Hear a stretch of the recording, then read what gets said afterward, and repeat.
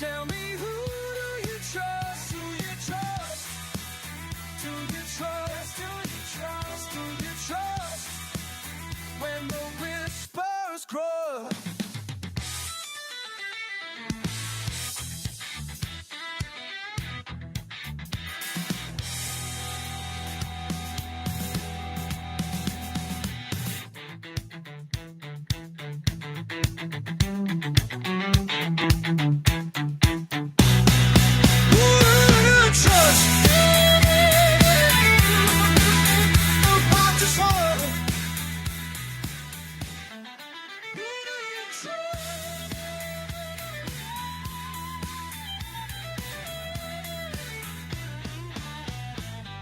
Good evening, everybody. This is the Political Theater.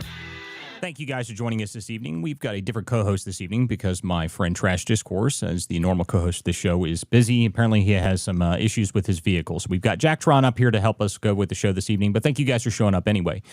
So anyway, make sure you guys share this space out. This is the Political Theater Weeknights at 9. Thank you guys for being here. If you guys are on Rumble, Substack, wherever you guys may be listening to us, make sure you guys share this link out. Know that everyone, and make sure everyone knows that we're live, and make sure you guys leave a comment below. We do read all the comments throughout the show. And we've got a lot to talk about this evening because obviously the Arctic frost stuff, and we started talking about this yesterday. At the end of the day, yesterday, we were bringing this up. We were bringing up the investigation, how this is obviously going to get a lot bigger. And it has gotten a lot bigger. So we've got a ton to go over on that. There's a lot of information to go over. There's a lot of clips to go over. It looks like this investigation is really started to expand, and it looks like Jack Smith is, this guy is as dirty as the day is long. This guy has been a huge problem. I've been a huge proponent of throwing this guy, making sure he's at least disbarred. But even Senator Cruz is now calling for Judge Boasberg to be impeached, and I think he should be impeached. He absolutely should be impeached. This guy is a clown. He's an activist, and he should never have had never moved forward with any of these things in the first place. But we've also got a ton of other stuff to go over. We've got, the investigation, the Senate hearing yesterday, where we were talking about left-wing extremism. There's a ton to go over on that. And then there's also a bit on this EBT stuff, which has just kind of exploded now because now EBT of TikTok is the thing. So thank you guys for being here. Make sure you guys share this out. Make sure you guys check out our sponsors, The Wellness Company, and go to twc.health/TPT and use code TPT at checkout to get 10% off your entire order. Make sure you take back control of your health with The Wellness Company. Okay, so let's go ahead and get rolling here. Jacktron, you sent me a bunch of clips to talk about with this stuff, and I think there's a number of things we're going to go over. But before we do anything, I want to make sure everyone's aware of what this investigation is. So there's a clip here from Chuck Grassley to directly talk about this, and this is the opening of this, and then we'll go into it a little bit deeper here. So let me go ahead and play this first, and then we'll move on and start actually going into this stuff a bit deeper here. Issued by Jack Smith and his team. These subpoenas were issued to 34 individuals and 163 businesses, including financial institutions. And one of the points of contact on many of these subpoenas was that person I previously named Special Agent Walter Giardino. The subpoena requested records and communications related to over 430 individual and organizations. All of them appear to be aimed at Republicans. A subpoena to Event Strategies requested records relating to Turning Point USA and the Republican Attorney General's Association. One subpoena to Apple sought records relating to Trump and the January 6th prison choir. Earlier this year, I obtained emails between and among J.P. Cooney, one of Jack Smith's prosecutors. That email exchange was March 2023 about a partisan news article on January 6th, and this is what Cooney said in the email. Can we do some work to nail down Trump's role in this, perhaps with the same process on Ed Henry's LLC, end quote. Just the next month, April 2023. All right, so there's Chuck Grassley with the latest document dump. So this here is the beginning of this here. So this investigation into the Arctic frost stuff has now expanded drastically, it appears. And now they're saying that there's 430 different organizations that were moved forward with subpoenas and brought forward. And this includes 20% of the GOP senators, including Senator Cruz, which we're going to talk about Cruz here in just a minute, though. But this entire investigation is obviously going to only get bigger. The reality is that anybody that knows has been following this knows that the Biden administration was intentionally going after anybody in the Republican side, that they're just moving forward as heavy as they possibly can against any Republican organization. They were trying to tie up everybody in court. They were trying to tie up people with subpoenas. The intention was to cripple the GOP in any way that they possibly could. So, the biggest part about this is that they obviously knew what they were doing. Jack Smith was as corrupt as possible. He was intentional with his movement here, trying to go after every single person or in any organization that was assisting the GOP. And I still think it's amazing that we managed to beat him after all of that. After all the stuff they did, they still lost. So you have to think about that for a while now, like how all of these organizations that they went after, and we still won. We still won at the end of that. So that's why I hate when people are doomer, blackpilling. Oh my goodness, nothing's ever going to happen. Everything's horrible. Everything's bad. Well, I mean, we did win. Okay, so let's make sure we have that in mind here. But specifically on this, as we started going into this and started talking, as they started going through this, Cruz was furious, and rightfully so. I mean, so the reason that he was so mad, by the way, is because they subpoenaed his phone records. So Cruz started going off on this. And there's a bunch to talk about on this. So I'm going to let a couple of these clips from Cruz play, and then we'll talk about what probably the next steps of this is going to be. Whole year because Ted may destroy evidence and tamper with witnesses. That is BS. I hope somebody will look at that. And just one tweak. The judge didn't say I may destroy evidence. The judge signed an order that says the court finds reasonable grounds to believe that such disclosure will result in destruction of or tampering with evidence, intimidation of potential witnesses, and serious jeopardy to the investigation. And that is utterly without basis in fact. There was no evidence to support that. If the prosecutor made that representation, the prosecutor perjured himself. Amen. And I'd bet $20 this judge cranked out an order like that for every single senator down up here. We just happen to have mine. But it's boilerplate. If you're a Republican, you're on the enemy's list, I find that you will destroy evidence. And so we're going to let the executive surveil you without Congress ever knowing about it. Let me apologize. And this is exactly the point, right? And this is, and he's absolutely correct to go after this because it's not just him. I mean, this is the point. I made this point a while back when we first started talking about some of these investigations. Like, you don't know the extent at which the intelligence agencies really started going after these people, right? So now we're starting to see what the DOJ was doing. You're seeing what the DOJ was doing. But if they're willing to go this far, okay, where they're willing to subpoena the phone records of sitting senators, okay, what did they not do? Like, what else did they do? That's the point. And then that's what I think Cruz is rightfully pointing out here. He said they obviously went after all of us, and he knows that it's pretty clear that they probably signed an order for everybody up here like this. They just happen to have his. Yeah, that's right. Well, what else did they do? Do you think they didn't weaponize the entire intelligence apparatus in the same way that they weaponized the DOJ? You're fooling yourself if you don't think they did that. I mean, they obviously started going forward. These people obviously all had FISAs. They obviously abused their power going that way. So it's pretty clear that they probably went even further than that. So as a result of this was Ted Cruz's response to this, which is, I think, rightfully so. He's calling for the impeachment of Judge Boasberg. I am right now calling on the House of Representatives to impeach Judge Boasberg. Judge Boasberg put his robe down, stood up and said, sign me up to be part of the partisan vendetta against 20% of the Republicans in the Senate. That is a dereliction of duty and a violation of the judicial oath. And I want to thank Chairman Grassley and Chairman Johnson for pursuing this tenaciously like a dog on a bone. We are going to get the answers of every person who signed off on this abuse of power, and mark my words, there will be accountability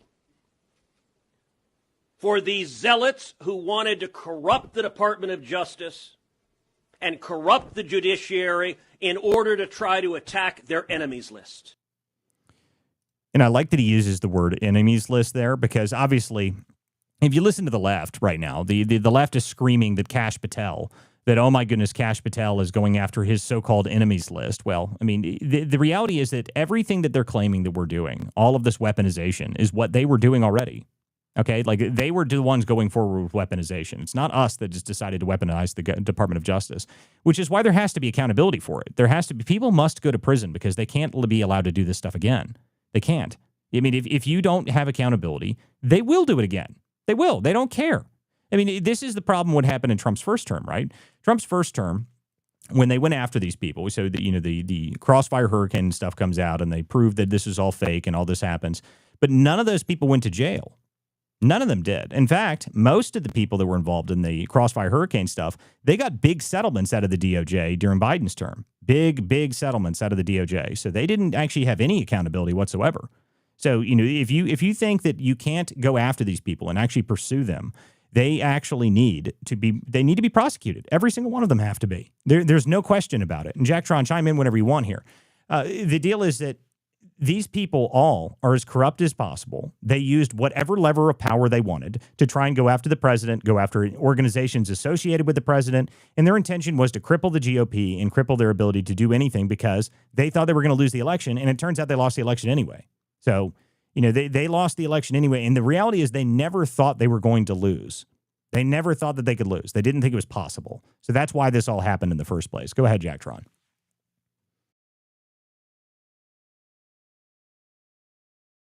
If you're speaking, Jack Tron, you are muted or you have lost connections. We cannot hear you. So you might have to cycle and come back in. I'll bring you back up. Just drop out of the space and I'll bring you right back up. But anyways, the point being here is it's pretty clear that this is that the entire weaponization of the Justice Department was very partisan, and everybody knows it. But the Democrats are still, they're claiming that Trump is going after his enemies. It's the end of all days that this is happening. Oh my goodness, this is the worst thing that's ever happened. Trump might actually go after his political enemies. Well, the political enemies aspect of this, I mean, Trump's not even really going after the same. It's not even close to the same thing.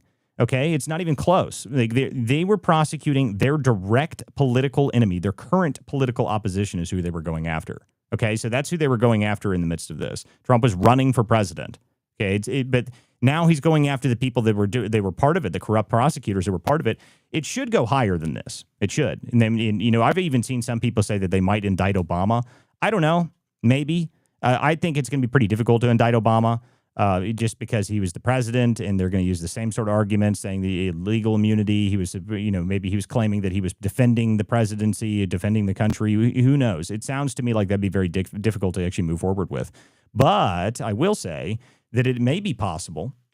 It may be very possible that, that Obama, if he continued the conspiracy, which is what a lot of this stuff it may be, if he was part of it and organizing it behind the scenes with people that were corrupt within the DOJ, and they can prove that, then maybe they can get him on something else. I don't know. To me, it seems like that's still a stretch, no matter how you look at it, though. All right, can you hear me now? We can hear you, Jack Tron. All right, so now this really calls into question about whether or not these agencies are still salvageable based on all the evidence that we're seeing here today. I'm seeing people saying that the FBI is beyond salvageable, but what do you think about that? Listen, this is the biggest question, really, which is why I've said the accountability is mandatory, not optional.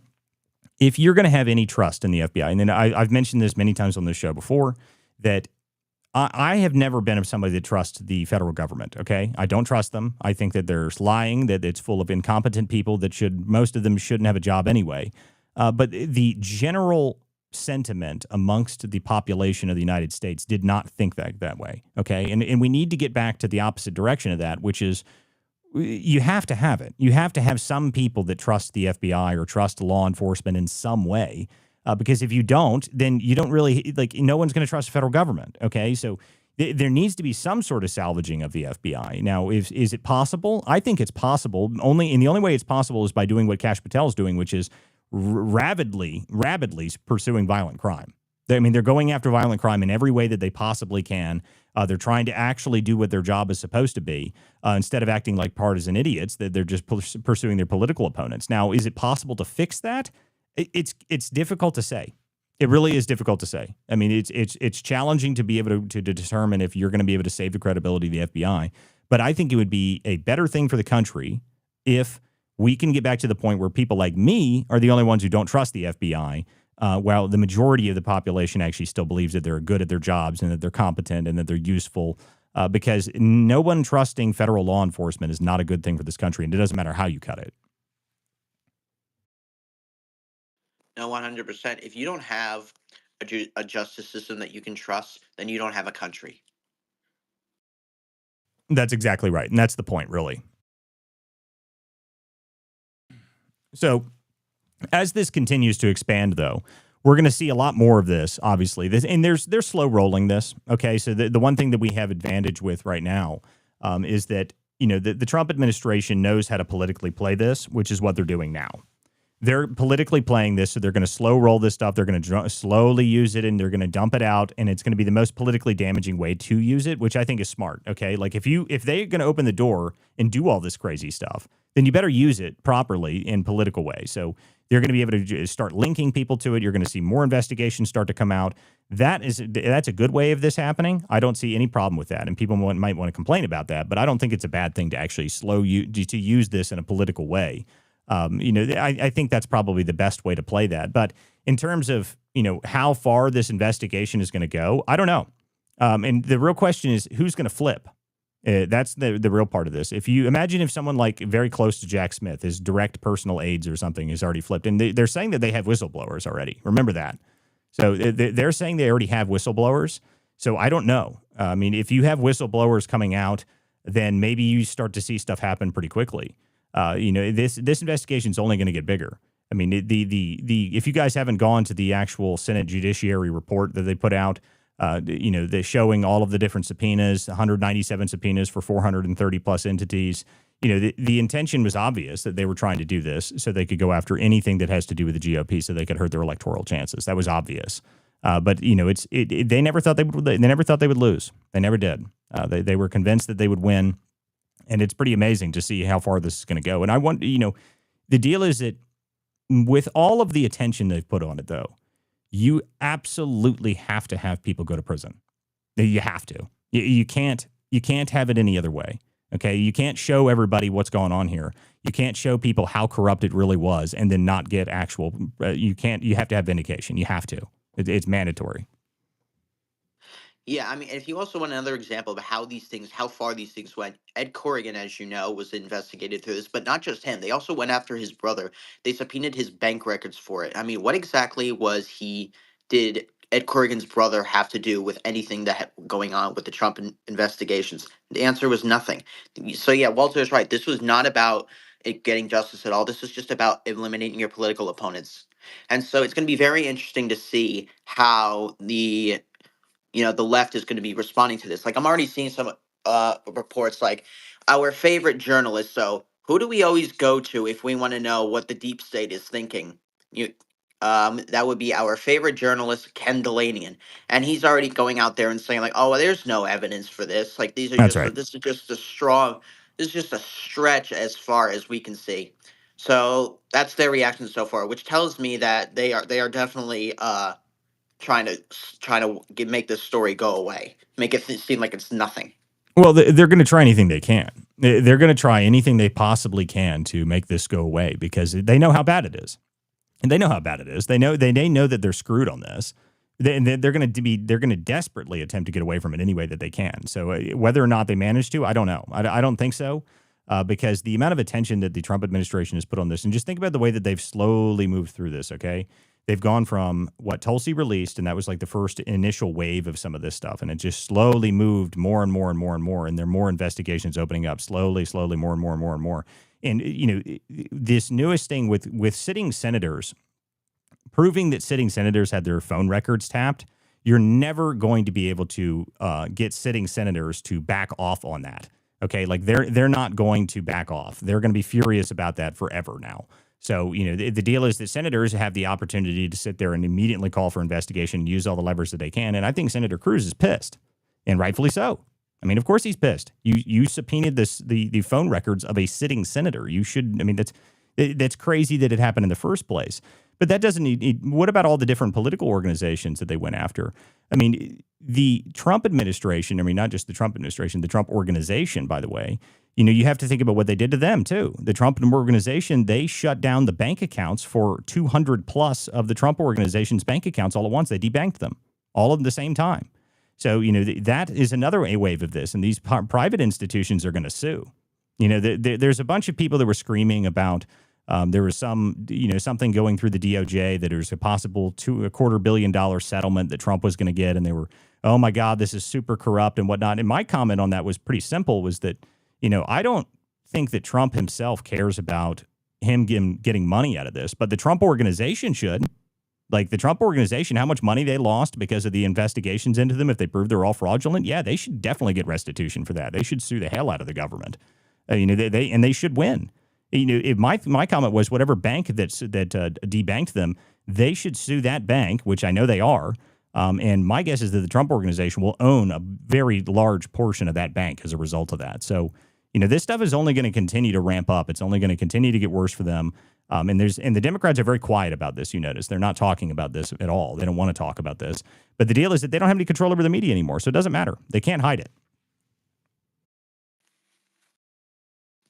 No, absolutely not. They can hide it. And I'm just scrolling through some of these banks that they're looking for. I think it was like they even going through organizations like Turning Point was even on this list.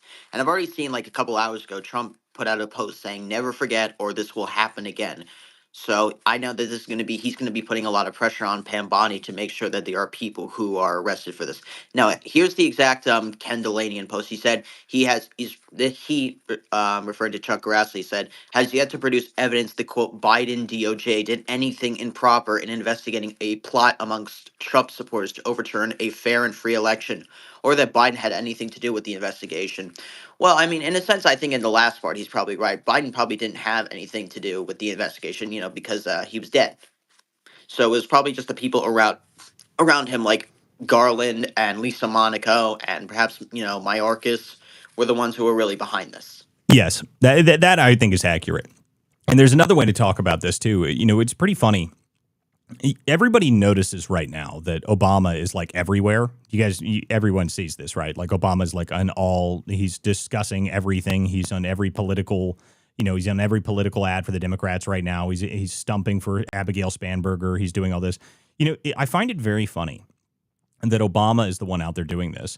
Didn't Joe Biden get 88 bazillion votes? Wasn't he more popular than Obama? Like I was told reliably that Joe Biden was the most popular president that ever existed, that he got 89 million votes and that the entire country loved him and that he was super popular and great. But he doesn't seem to be being used for any of this. For some reason, it seems to be Obama. Isn't that weird? A little bit strange, huh? I mean, I don't know. Has anyone else picked up on that? I mean, it's pretty obvious that Obama's the one out there. I definitely picked up on that. I've been seeing a lot more of him recently.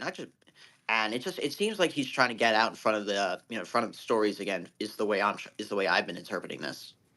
Yeah, I would say so. I would say that he's absolutely trying to get out in front of this, and that's exactly what's happening. I mean, it's pretty obvious that it's Obama has been out here stumping for he's stumping for Prop 50. He's stumping for Abigail Spanberger. It's pretty clear that he's the one that's running the show right now, trying to get people to go do things for the Democrat Party. But why? I mean, maybe it's just because Joe Biden's dead and you can't use him. I don't know. I mean, I guess that's a reason. But to me, it's just very obvious that he's the one that's running the show and that he's the one that's trying to get more people to do things. And there's some people that have been asking about why is Obama in London so much lately. Listen, I've seen this stuff too. I've seen this stuff talking about Obama being in London and whatnot. But like, who knows why he's in London? He's meeting with all of his friends, and his political structure is being ripped out from underneath him. You have to remember that all these NGOs and everything were probably back-ended somehow to his organizations, and now they're all being torn down. So I'm not surprised to see him out there and, going and meeting with his friends and meeting with his people, because his power structure is being crushed. It's being crushed rapidly. So, Obama's freaking out as far as I can tell. And the desperation mode from the Democrats is very, very interesting to watch.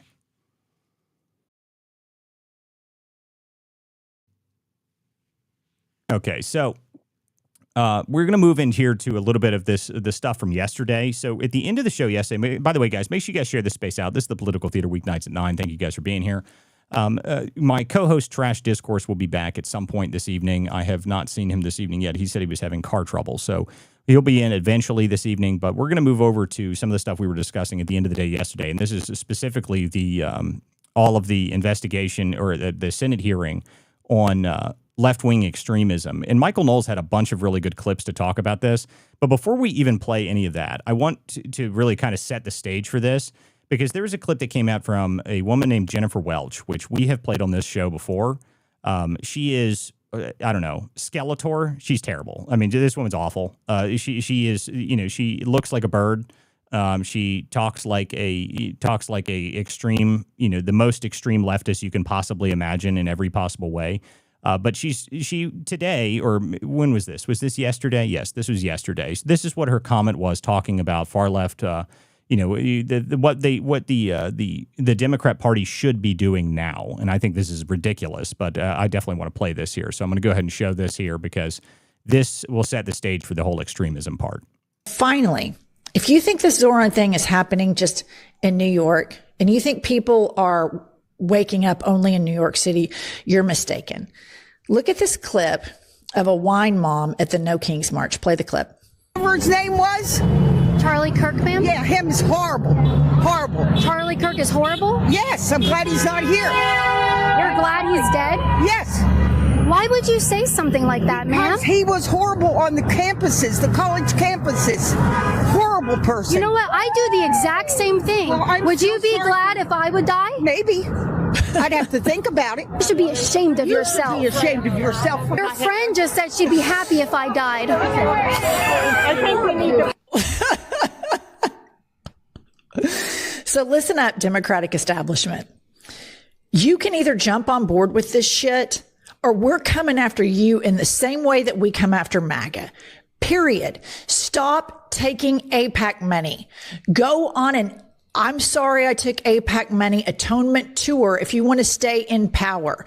Stop missing out on these big rallies. Hakeem and Chuck should have been front and center introducing the next mayor of New York City, but no, they wouldn't show up because they're pussies. They're pussies that are beholden to the same corporations that that helped Donald Trump get elected. And this is just an embarrassment. Kudos to Bernie, to AOC, to Zoran. And that woman out in somewhere middle America saying, fuck Charlie Kirk, he was a racist, he was a piece of shit. There are so many more of us than there are of them. And these Democrats that continue to play patty cake with corporations and lobbyists, nobody wants that. Nobody wants you. We want politicians to speak freely and look at what the benefit is. Look at what is happening in New York. And you dipshits are sitting on the sidelines, running your social media like complete dorks. It's embarrassing. Get your shit together. Hakeem and Chuck, seriously, get your shit together, because the Democratic Party is moving on. So there you go. The Democrat Party is moving on. And what are they moving on to? Apparently they're moving on to, extremism in the highest degree. I mean, that's what it seems like, that she's saying that this is great. She's saying that, Mom Dami has somehow managed to convince the entire Democrat Party that he is the brilliance, that he is the future of the Democrat Party, and they're running with it. They're running with it full steam. It's crazy to me, but this is what they're doing. I've never seen anything like it. I mean, it's beyond me seeing this stuff, but she's sitting there talking about it like this is the future of the Democrat Party. This is the extremism that we're talking about here. Well, I will say the one thing she was right about is that Chuck and Hakeem are definitely pussies. But you have to understand, this is not the fringe part of the movement anymore. It has become mainstream. When you see people like these politicians calling people like racist, Nazis, fascists, you are enabling this type of behavior against people like what happened to Charlie. That's exactly right. I mean, that's exactly the point, really. They're not only are they enabling it, they're promoting it, essentially. I mean, that's really what they're doing. They're promoting it to the highest degree. I mean, I don't know how else you look at it, really. I mean, that seems to me like what they're doing. They're saying that this is what we should do. Everybody in the Democrat Party should move forward with this. And that's what they think is going to be the future, I guess. I guess that's what they're saying here. I mean, I don't know any other way to read it, really. They're claiming that this is the future and that this is how we have to go and this is what we're all going to do. So it's beyond me that this is what they think is popular and this is a good idea. But this woman is the future of the current radical Democrat Party, and she says that everybody needs to follow in step and just go right along with it. And, you know, I don't know. This is what they think is going to work out for them. I don't think in the end of the day that it's actually going to be a good thing for them in any way. But this is what they're promoting currently. So, you know, it's crazy to me that this is what's happening. But, you know, to get more on top of this here. So this is the yesterday, and we played this clip at the end of the day yesterday talking about, and this is Michael Knowles at the Senate hearing talking about the left and their extremism. And I think I should play this. This is a 3-minute clip here. Let's go ahead and go through this because this will go into the rest of this.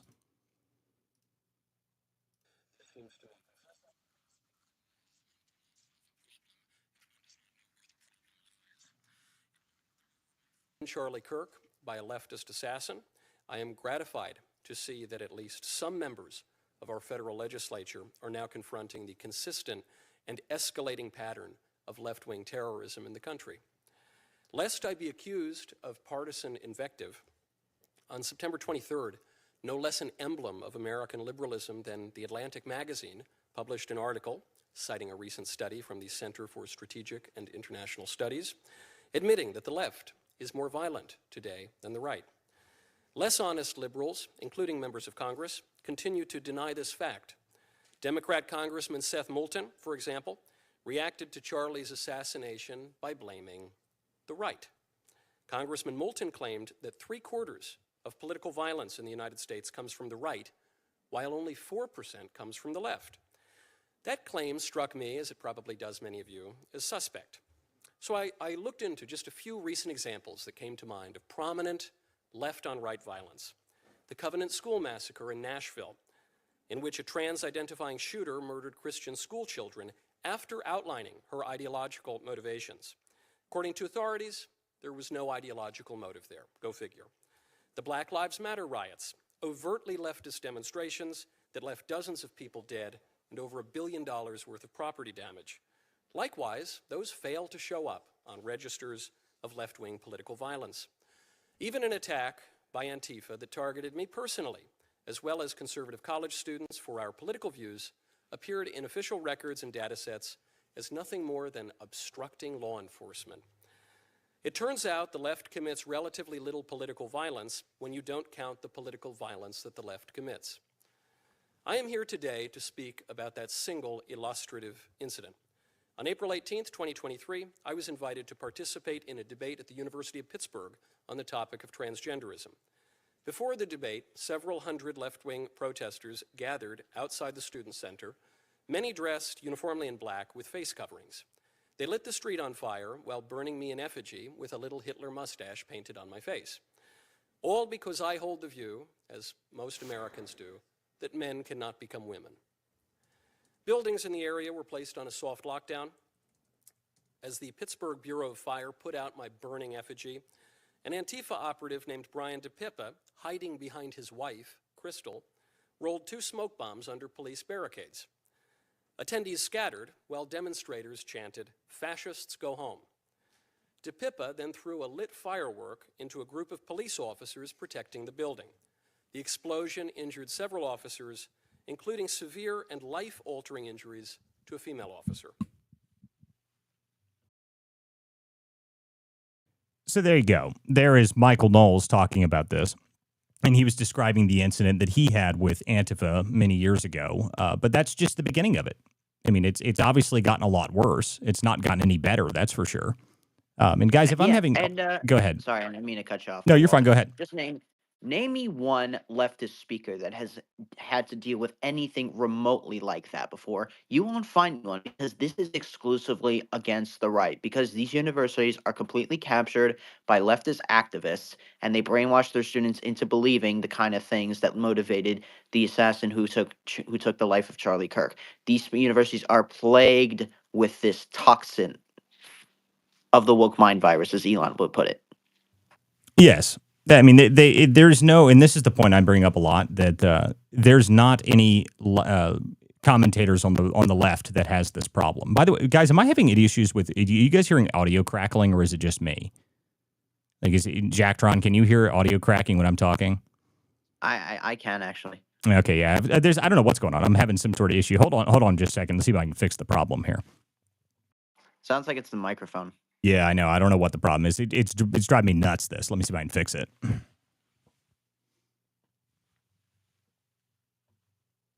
Make sure you guys share the space, by the way, and Jacktron, just hold them off for a second. Just hold on to the show while I see if I can fix this problem. All right, so we're also diving into the scene. So he listed off a couple of examples of events where you have, like these coming to school shooters, where you have these radical trans trans violent trans people going into these Christian schools and murdering people because for the simple reason that they are Christians. You also have this other example with Riley Gaines, where she was being kept hostage by a bunch of trans activists because she said the crime that men do not belong in women's sports. I believe that she's still trying to sue that university for it, but the crazy thing about it is that none of those people who were responsible for that, none of them, as far as to my knowledge, none of them have been reprimanded or expelled. So this just shows that these universities still continue to promote that leftist violent culture against conservatives. So yeah, Walt, are you do you know if you fixed the issue or? I'm not sure yet. It doesn't sound like it to me. It sounds like I'm still having problems here. So give me a second here to see if I can figure out what's going on. All right. So yeah, but there's been a lot of things that not just Knowles is only the tip of the iceberg.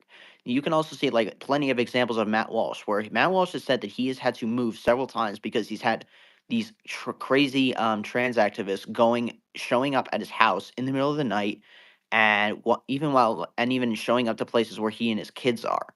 So this is just shows. And in fact, there was even this study that came out a few years ago that showed that there is a link between psychopathy, narcissism, and left-wing extremism, where what happens is that a lot of these people seem to find a sense of purpose in this type of activism because they have no real they have no real aspirations. So they find purpose and meaning in these types of political activism.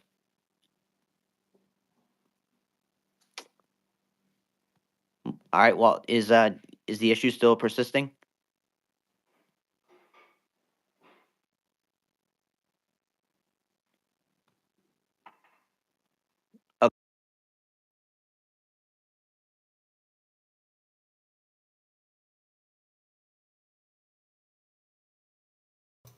Yeah, it's still happening. So give me just a minute here, Jacktron. So.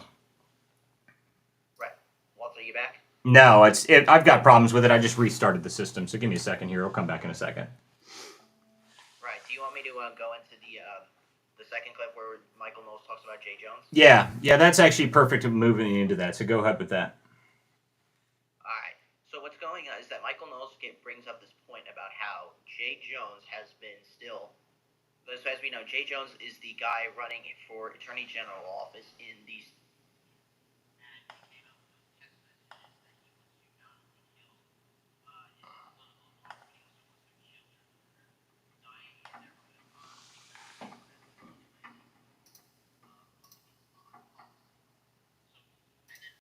Of course, the crazy thing about it is that still to this day, no Democrat has rescinded their endorsements of him, nor have they called on him to drop out of the race. In fact, even when confronted directly, like someone like J.B. Pritzker, who gave $20,000 to Jones's campaign, when asked directly by Brett Baer, he just fluttered around the question.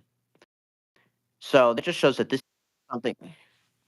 Walter? Yep. You go ahead and finish what you were saying, and I think I might have fixed the problem. So, All right. Did you figure out what it was? no, I just restarted it. So hopefully that fixes the problem. All right. So this what I'm saying is that this is the problem now. They are now, none of them have the courage to go out and say, you will not, is that they are not willing to lose power, even if it's just for a moral decency, which just shows nothing they care about more than power. So they will kill, they will steal, they will lie, they will do anything. They will to stay in power.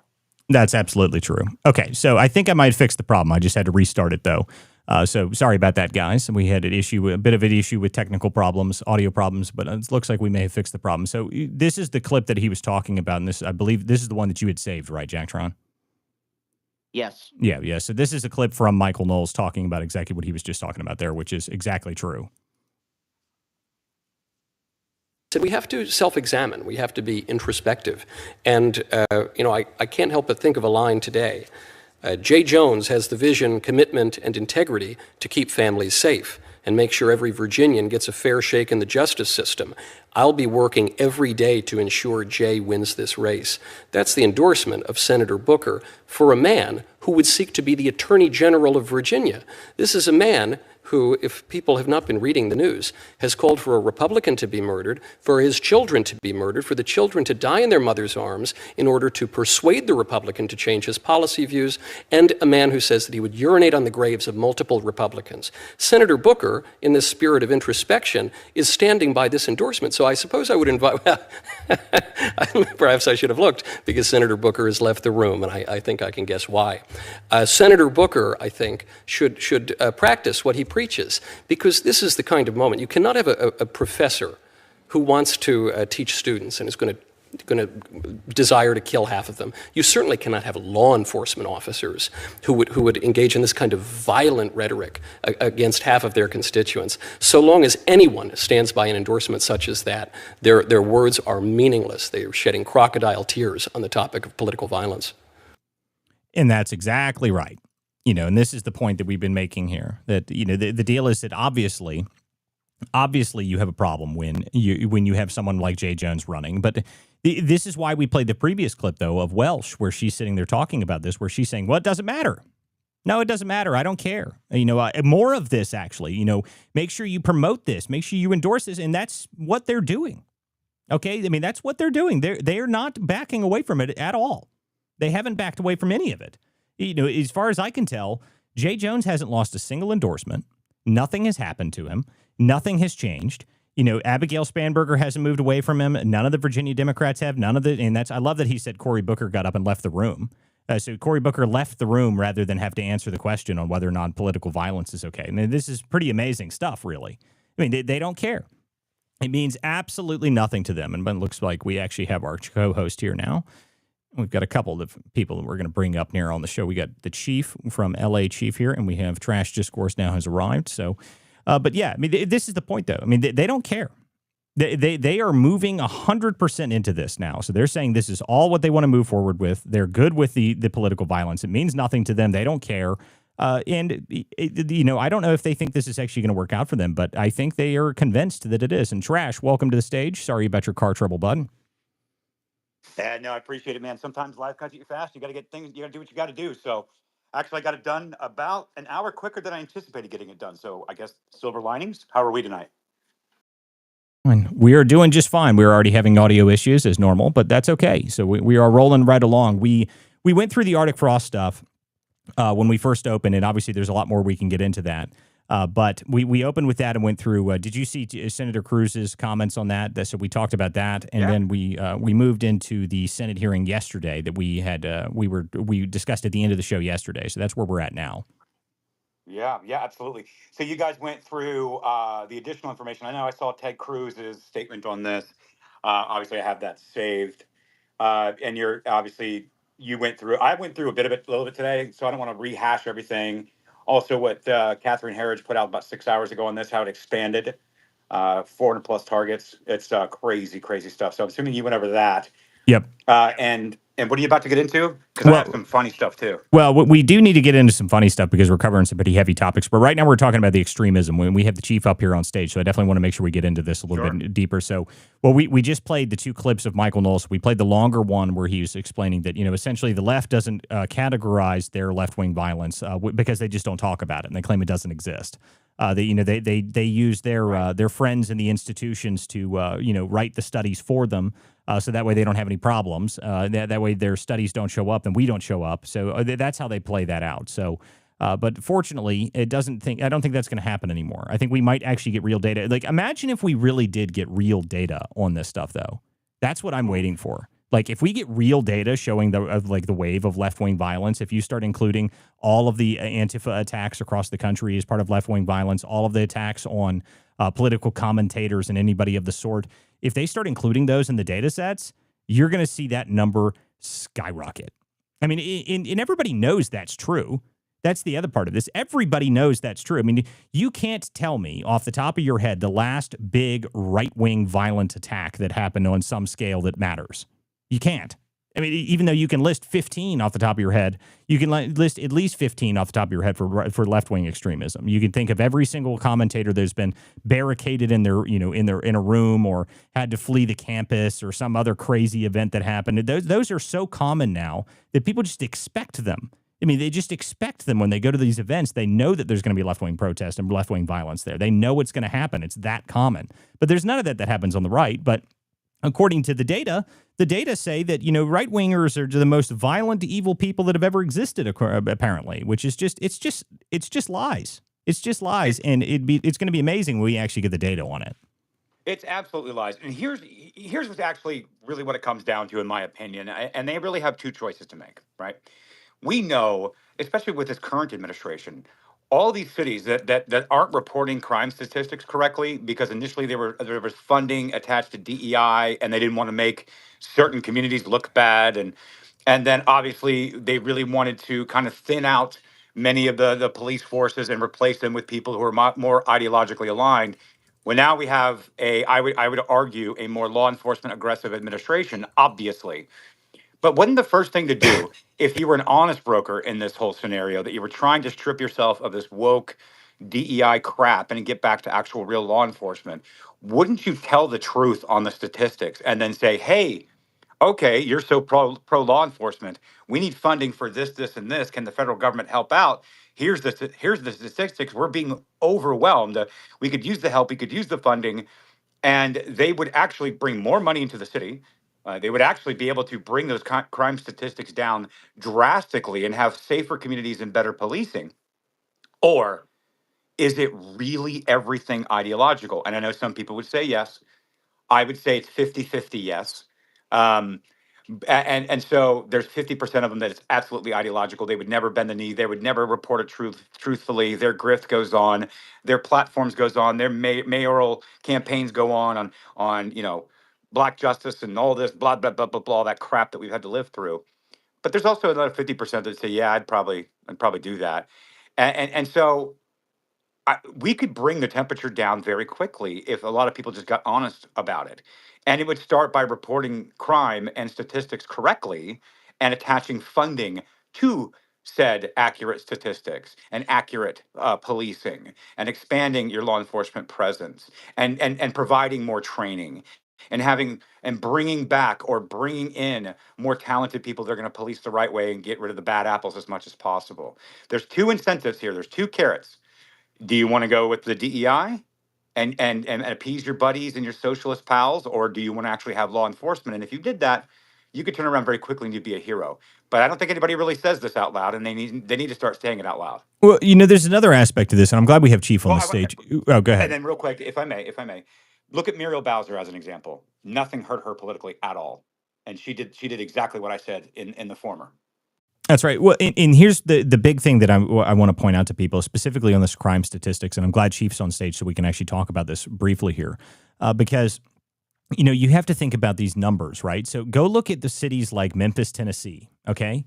Now, Memphis, Tennessee, you look at this crime statistics and you see the murder rate per capita, it's insanely high.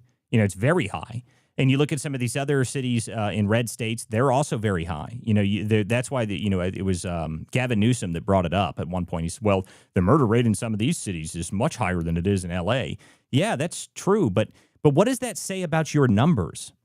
Okay, does anyone think that Memphis, Tennessee, is actually more dangerous than the slums of L.A.? Like, does anyone really believe that? No one believes that. No one really believes that. Okay, like and that's the point that everyone knows. The books are cooked. I mean, they know that from the D.C., right? So they already found that D.C. officer that was doing that, and I guarantee you, it's the same everywhere else. And Chief, I'm sure you could probably talk about this. So go ahead. I think, Walter, the real issue in LA or New York or some of the other cities that saw great progress using the broken windows theory is where we were and where we are now. I mean, if you look at New York, I mean, they were pushing over 2,000 murders a year before the broken windows theory. And they got it. It's lower than LA. It's lower than Chicago still because they embraced those tactics. So that's where you were. In LA and California, we were down to 4.4 murders per 100,000 in 2014. Before that was when Prop 47 passed, and we started going easy on criminals a couple years before that, and we went back up to like 7.1. It's kind of leveled off a little bit, but hundreds of people have died because we embraced new policies. So when they say compare Memphis to LA, I say compare LA to 2014 to what it is today. And that's the comparison that Newsom needs to answer to, not the comparison of LA with Memphis, because Memphis still always had problems. And if you look at these big these blue cities in red states, they run their own city. They do whatever they want to do, and they run the policies that they want, and they are the architects of the problems in their cities. And I grew up in Detroit, so Detroit always complained it was the suburbs' fault, and that's what happens in red states or purple states. The big city always blames the suburbs, but in reality, it's the leadership issues in the city that are causing the crime. So yes, you do have a cooking of books across the board to some degree. Even those cities that are doing well. I mean, L.A. was caught cooking the books under Bratton, right? And so was New York. And so even those good numbers that they had weren't really true. But these in D.C. they were caught cooking the books because here's the problem. And I know I've talked to Trash about this. Right now, the left has only certain policies that are acceptable for social disorder, and they do not involve the criminal justice system or courts. They involve social workers, investment in communities, all the nonsense that they speak this stuff has not proven to work. When we talk about Trump, I got to talk about Portland in this because it just dovetails into this. So Portland cleared out the encampments in front of the ICE facilities. And I think I said it on the show before. When Trump put the National Guard in LA, that put Gavin Newsom and Mayor Bass on the mark. Well, if you say you can handle it, then handle it. And I'll pull out the National Guard. So they had to handle it because they said they could handle it. And they had to stop the violence that they were seeing every single night in LA. And he did the same thing in Portland. He's going to send them in. Now, Portland has no choice but to clean it up because they said it's not necessary for them to come. Yet the violence was on the news every single night. I think that's a win for Trump. I think it is too. I listen, the violence that they continue to show does not look good for them. Okay, it doesn't look good for them in any way they do it. And this is the crazy thing to me. Like the newest, the left, they decided to move away from their defund the police movement that they had because it was unpopular. And they knew it was unpopular and they knew it wasn't good and it wasn't looking good for them politically. So they decided to move away from it. But the reality is that they just went right back to it. Okay, like the current thing against ICE, this is no different. It's the same. It's the exact same idea. Defund ICE, abolish ICE is defund the police version 2. There's no difference to it. In fact, I would argue it's worse because at least in defund the police, they weren't. I mean, maybe they were in certain cases, but this is like a full-scale effort to demonize ICE and federal law enforcement to a level that we've never seen before. I mean, just in this, I want to play this clip here to set this up so that we can understand like what I'm talking about here, because this is Brandon Johnson talking about ICE, okay? And this is Brandon Johnson talking about ICE.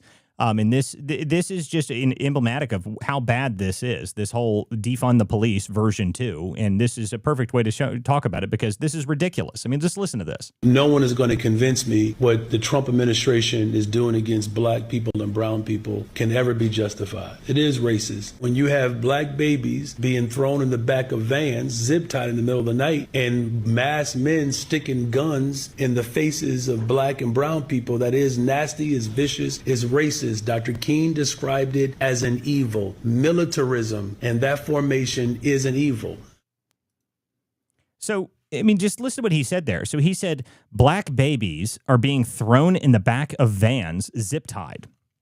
Now, let alone the fact that that's just not happening. Like that isn't happening at all. They're not zip tying babies and throwing them in the back of vans.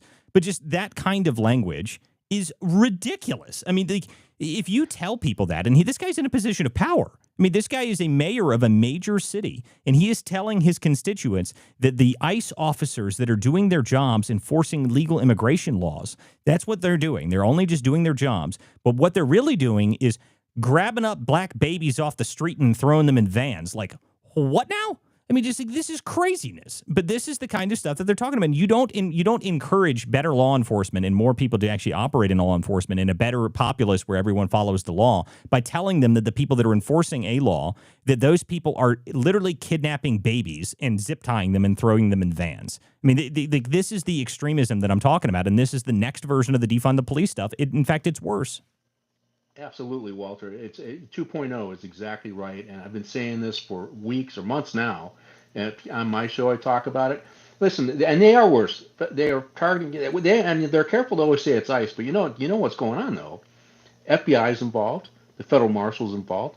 ATF's involved. Every single federal partner is involved, but they carefully crafted as just ICE is the Nazis, if you notice that. So they're very careful in their language. But yeah, Johnson is out of control. And, this whole thing, zip-lopping bag, where's the proof? When they said they were killing black men every day with guns, police were executing, and somebody said, well, prove it. They couldn't prove it. They had a Harvard professor, Roland Fryer, who actually did the research, and he proved that not only is it not happening, that violence against black men is lower when it comes to deadly force than against white men. And he went to publish that, and he was told not to publish it. Because they don't want the truth to get out, right? So here's a guy, he grew up, I believe he grew up in Harlem, he grew up poor, managed to go to college, get to Harvard, get a PhD, get a teaching position, thinks he's going to prove beyond a reasonable doubt that cops are out of control. Then when he does his research, he realizes it's not true. He gets counseled not to publish it.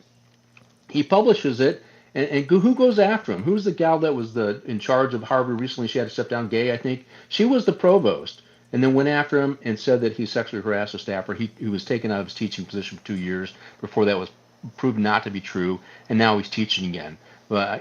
So that is what is going on with the left. And you're right, the universities are involved. They're crafting studies to present data that is false. Even this leftist nonsense on using, I know trash was what I'm talking about because we've talked about this before, is using the very narrow solutions to reduce recidivism. They cherry pick data out of those studies to justify their policies, knowing full well, if you read the whole study, that the policies that are put in place are not going to work. So first they target law enforcement, defund them. Everything's going to be roses and unicorns and fairy tales if we just keep following the path that we're following, although it's not. But these criminal aliens are killing people, they're hurting people. These violent criminals are being left out of prison, are killing people, they're hurting people. And you have to hide the data, ignore the facts, and shame anybody who says anything different. That's right. I mean, this is exactly what they're doing. And the data part of it is what I'm very interested to see when we actually start to see real data. I'm very much looking forward to that. But the other part of this is now we're in a very unique situation because the Trump administration is obviously backing law enforcement and the federal law enforcement much more than they ever did before. I mean, there is no question about it that the Trump administration is backing their ICE officers 100%. There was only one incident I can think of so far where they made a mistake and they corrected the mistake. Where there was some video of an ICE officer inside of some building and he pushes some woman against the wall, and they suspended him immediately or something like that. And that was a mistake on their part because That was just stupid messaging. Like the bigger video, the longer video came out within 12 hours or so, showing that the woman had been attacking him and pushing him and doing all sorts of stuff against him for 10 minutes before he finally responded to her.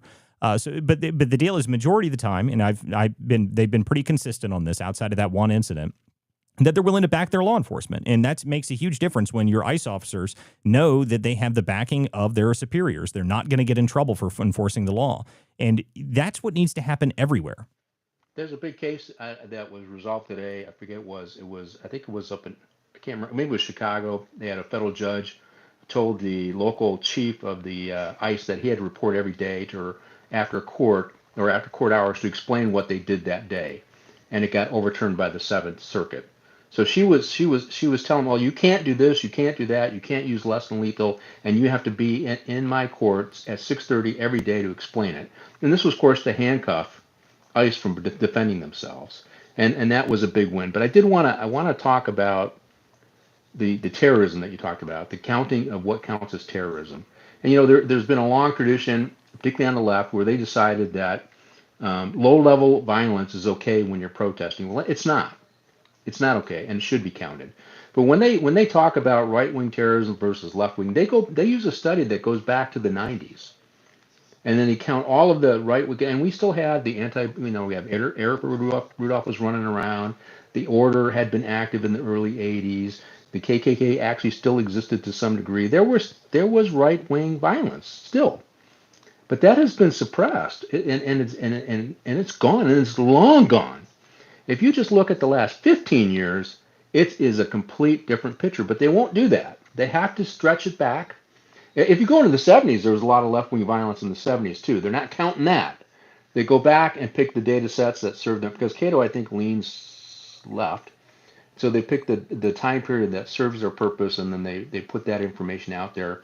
But if you just go back 15 years, it is a different picture, as you guys have kind of explained. And I'll shut up here to let Discourse and Jack Tron get back on, but I just wanted to point that out. Well, in before, anybody can cut in at any point for the speakers here. But the one point I do want to make on that is that you're right about the idea that they cut out some of the data, because my favorite thing that they do, and I'm going to play this clip here in a minute talking about this, because the January 6th thing is what they always bring up. Every time you mention anything about any violence recently, it's always, oh my God, January 6th, the worst day in all of American history, worse than Pearl Harbor. It's the worst day ever, worse than 9/11. It's the most horrible of horrible days that's ever existed in American politics is January 6th. Well, they conveniently leave out the fact that the Weather Underground bombed the Capitol building. Like, everyone, do we just ignore that? That didn't happen. Like, I mean, what? No, it did happen. Okay, that was left-wing extremism. Left-wing extremism bombed the Capitol building. That happened. Okay, and they completely ignore that, and they just act as if it doesn't exist, and they cherry pick their stuff, and they don't include certain stuff in their data sets. And then you get idiots like this, which is Daniel Hodgins, I'm sorry, which is the guy that was at the hearing yesterday. And I brought this up yesterday on the show, and I wanted to bring this up and make sure we play this here, because this is what they're still sticking to this narrative, okay? They're not going to drop this narrative until it's beat over the head on top of them. But they're still running with this, is January 6th is the worst day in all of history, and they're going to run with all their fake data that they've created, and then they're going to trot these people out here to lie like a disgusting... After watching this guy, I needed a shower. Just listen to this. Officers in this country who has policed both the protests and riots of 2020, as well as the insurrection of January 6, 2021. I am intimately familiar with political violence, as when I fought to defend the United States Capitol and many of your very lives, I was beaten, bloodied, crushed, with my eye gouged, and my skull smashed with my own baton. Political violence is a worthy topic for discussion. However, the press release I saw from the subcommittee chair made it clear that this was not going to be an honest consideration of various causes and effects, but rather a ham-fisted attempt to propagate the unsupported notion that liberal ideology is the greatest origin of modern political violence. This is particularly galling to me, since every single member of the majority on the subcommittee has either contributed to one of the most infamous examples of conservative political violence of our age, or the protection of its perpetrators. Every majority member who could do so voted to acquit Donald Trump during his second impeachment, and now we find ourselves in a new horrific age of political violence, one where it is carried out by the state itself. A permanent resident was arrested without a warrant and is being threatened with deportation simply for his politics. A Tennessee man was arrested and is being held on $2 million bail for sharing a Trump meme on social media. Members of Congress have been denied access to ICE facilities despite the law granting them unannounced oversight rights. These detentions and prohibitions are all grounded in the threat of deadly force and violence, are absurd or outright illegal, and politically motivated by right-wing ideology. The fact that these actions are carried out by agents of the state doesn't make them acceptable, it makes them far worse. The current administration is doing whatever it can to downplay the threat that right-wing violence presents to the United States, including literally erasing data. Between September 12th and the 13th of this year, the Department of Justice deleted their own study from their website, which came to the conclusion that right-wing extremism poses a much greater threat than left-wing extremism. I quote now the opening paragraph of this National Institute of Justice report published just last year. Quote, militant, nationalistic, white supremacist, violent extremism has increased in the United States. In fact, the number of far-right attacks continues to outpace all other types of terrorism and domestic violence extremism. Since 1990, far-right extremists have committed far more ideologically motivated homicides than far-left or radical Islamist extremists, including 227 events that took more than 520 lives. In this same period, far-left extremists committed 42 ideologically motivated attacks that took 78 lives.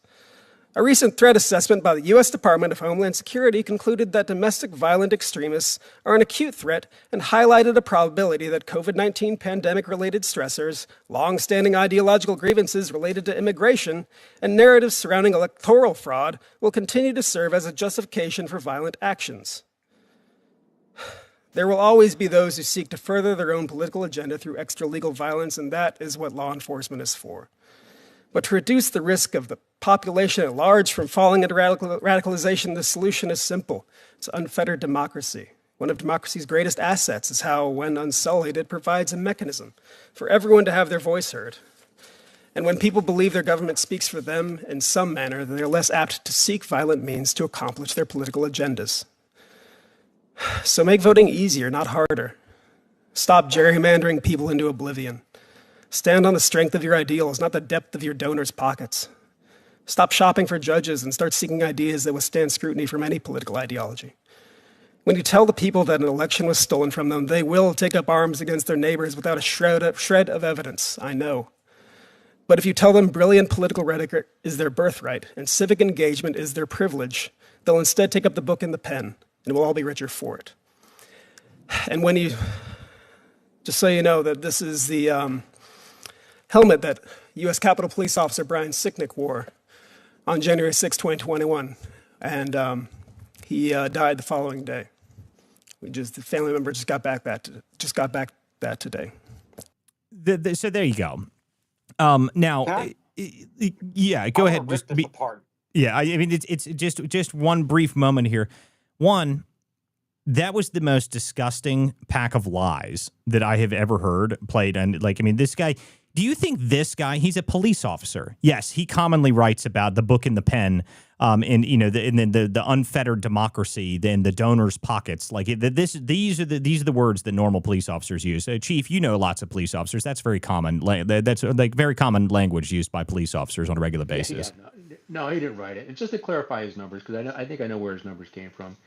So the big life-taking event on the right, if that's what he wants to call it, was Oklahoma City. So when you have one successful event and it scales those numbers upward, it distorts, what's going on, right? So, and he doesn't clarify that, and he should clarify that. And what happened to the guy who did that? He was executed, and he was roundly condemned by everybody for what he did. Right. Everybody. Right, but nobody supported him. You listen to the people on the left, and they get cheered on. No, well, that's right. But even worse than that, and this is the dumbest part of the entire comment, right? So he said back to 1990. And he lists, what did he list in there? Very careful where you heard him say, right? Radical Islamist extremism. And then he said, well, there's only been, 78 deaths in that time period. Well, what about the Twin Towers? Is that not, hold on a minute here. Isn't that a radical Islamist extremism that hit our country? Are we just not counting that in there, even though you listed them and described them? What about that? What about those deaths? Are they not important in this? We don't get to include those in the numbers when you're talking about all these different things. It's only the right wing that has all these deaths. So there are so many things that is wrong with everything he just said in here, let alone the fact that I physically felt that I needed to shower after I listened to him speak for that long because it was so gross. But I mean, and I love that they have this guy, he's got the helmet there. This is the helmet of the police officer who died because of January 6th. No, he didn't. Okay, like this has been so debunked so many times, and they continue to trot it out. He had a stroke the following day in unrelated terms. Okay, like it had nothing to do with anything that happened on January 6th. The guy had a stroke. Okay, like it is amazing to me because the only people that died on January 6th were protesters. That's the only people that died. The only people that died on January 6th were protesters, okay? And one of them was shot in the neck in an unarmed incident where she was trying to climb through a window and a police officer just blew her away. Okay, I watched it live. I was watching it. That was the most ridiculously heart-wrenching thing I'd ever seen is people freaking out trying to save her. Okay, so like listening to this guy, and I hope they paid him well. So Daniel, I hope you got paid well because that, I hope it was worth it, man, because that was just gross. Go ahead, Trash. Yeah. So what I wanted to say was, number one, obviously, he's already been paid. We know this. We know this from many of the others that they trotted out, like Brian Fanone and many of these other guys, right? They've already been paid well. Matter of fact, there's actually a scandal that came out yesterday regarding much of this with the January 6th committee and Jack Smith and Liz Cheney and Benny Thompson. There's a whole lot to unpack there. But no, like, obviously, that's ridiculous. I wouldn't have even written that. You know who wrote that? Some 24-year-old something social justice warrior, probably in Nancy Pelosi's cabinet or staffers that wrote it, or somebody from Central Casting out of Hollywood, who were in charge, by the way, of Kamala's campaign and the DNC through the entire way through Trump's third run, essentially, for president. And all these people were already shills. And they already had to bring out the big lie. The thing was that they already lied to Congress, and they already lied to many people and under oath. They probably didn't have to pay him anything to go out and read that. Now, granted, it was a bunch of lies, and we could all sit here and pick it apart. We know that Brian Sicknick died of a stroke. It had nothing to do with injuries. We know about Roseanne Boyland. We know about Ashley Babbitt, many of these people that actually died. And we also now know how many federal agents and confidential human sources were actually in that vicinity when the violence kicked off. We also don't have answers to Mr. Coffey, who built the gallows. We don't have answers to the January 6th pipe bomber, although there's been a lot of information released on that recently, right? So it's all kind of coming to a head, and this is like a last-ditch effort to kind of pull on emotional heartstrings to get people to remember January 6th. It was the darkest day for democracy. Yeah, no, that's not going to work. And like these people, they probably don't have to be paid because now they're concerned about actually being convicted for perjury. And so they're going to go out here and they're going to give emotional pleas and they're going to try to get all the boomers that are dancing about no kings and whatever song they made up in their yellow T-shirts and doing their flares. And that's about all it's going to land on.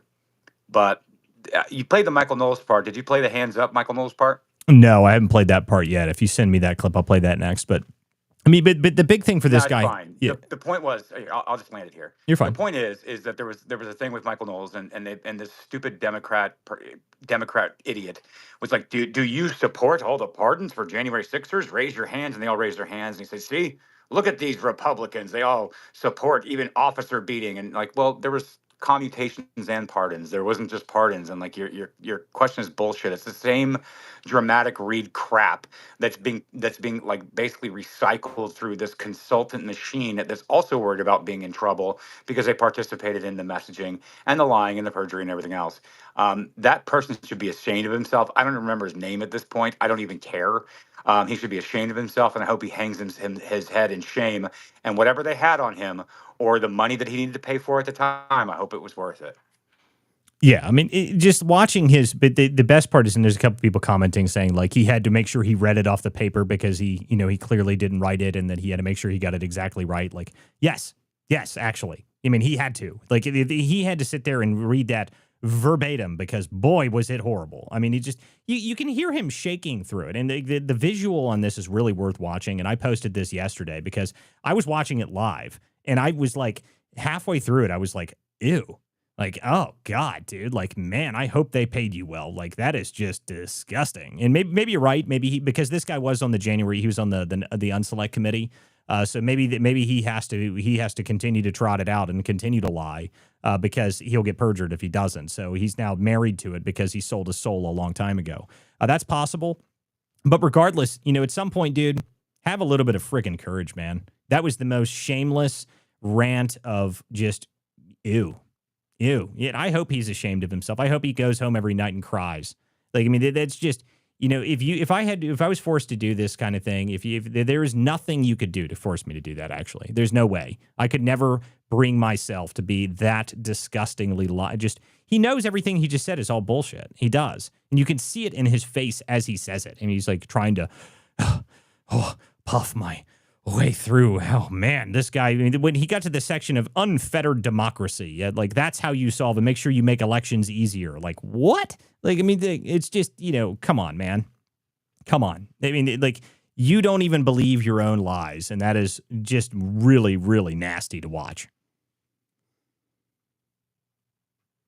Yeah, it is. And so shame on him. It is what it is. And that guy's gonna have to live with his rest of his life for it. But I can tell there's not enough intelligence there to just string that together himself. And the whimsical, emotional heartstring crap that they put in there, it's just, it's all consultant tested. It's all nonsense. We all know it. Everybody sees through it. I mean, this is why approvals are going up on the side where they're trying to control the narrative.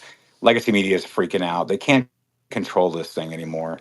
It's completely over. It's all coming down, and they're just trying to get a soft landing. They're just trying to say, the only way forward is if we all just agree that there was right-wing violence. Yes, we know there's left-wing, but if we all agree that there was right-wing violence, we could all move together and forge a new relationship as one America moving forward. Nope, nope, nope. I want convictions. No, I want grand juries. Nope, I want disclosures. Nope, I want everything unredacted. Nope, I want names. I want to know who was involved. I want to know who funded it.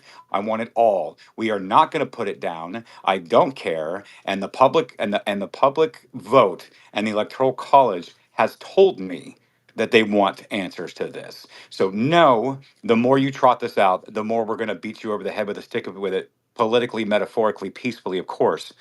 Good luck to you, sir. But I suspect there are documents, and we all know, and no matter what they try to destroy, we know everything. And so I am not interested in playing nice with you anymore. We tried that. I mean, as a matter of fact, before I was even part of this party, they tried that for a very long time, and they always lost. Well, we're not going to lose this time. I'm sorry. I have no interest in playing games or playing ball with you anymore. You guys can cry, scream, you can try to raise money. You're broke. We all know you're broke. Your funding mechanisms and your dark money pools are broken in half. All of this stuff is going down. Even Portland, even their own Antifa members who are part of the Portland Police Department are having to make arrests and shut down streets and get rid of the people. I'm sorry, you lose. And I'm telling you, we're not going to stop this pressure. So whine, cry, lie from your parliamentary immunity. I don't care what you do. We already know the truth. It's too late. That's right. I mean, it is. We're not stopping on this. And all of the extremists out here that act as if they're not extremists, I don't care if you don't think you are. But I'm telling you now, if you come out here and you continue to act insane, you're telling people that we're throwing people in the back of vans, children and babies, like, you're not helping the situation, okay? Because we're not going to stop prosecuting people just because you don't like it. I mean, these people are lunatics. They're completely insane that they think this stuff is going to stop. They're only amplifying their message of more extremism on the left. That's what they're doing. And we played the Jennifer Welch clip, and I sent that to you earlier. Skeletor. I really like. I need to get more. I need to just sit down and think about Skeletor for a while. Bird brain, bird face, whatever we want to call her, because this woman is like the worst woman ever. Like, I mean, she really is. Like, every time I've ever seen her, this is the same woman that came out and was talking about how white people's brains broke after Obama was elected. And my question was, which one? The first or second election that they voted him into office? I'm not sure which one. Right. I'm sure Byron Donald's brain broke too. I'm sure that Leo Terrell's brain broke too. I'm sure Wesley Hunt's brain broke too. Wait, no, those are black guys. Oh, and they're Republicans and they're America first, and we love those guys. Oh, okay. All right. You can keep calling us triple Trumpers, weird lady. Your face is melting off. We don't like you.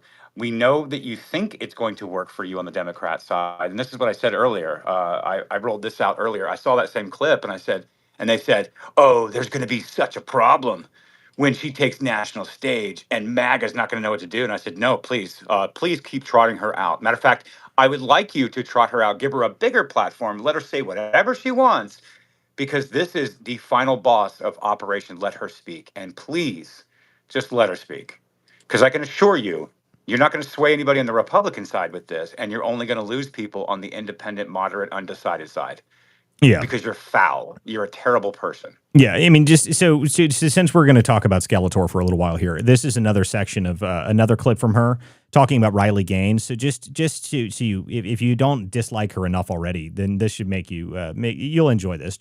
So earlier we played the clip of her talking about it, talking about how she's great. She likes the people that are coming out and saying, "Oh, Charlie Kirk deserved it," and all that stuff. So this is her talking about Riley Gaines, who is just another person on the right who the only reason that they started doing what they're doing is because they made them radicalized. They radicalized them. That's the crazy thing about it. Like Riley Gaines just wanted to make sure that men couldn't play in women's sports.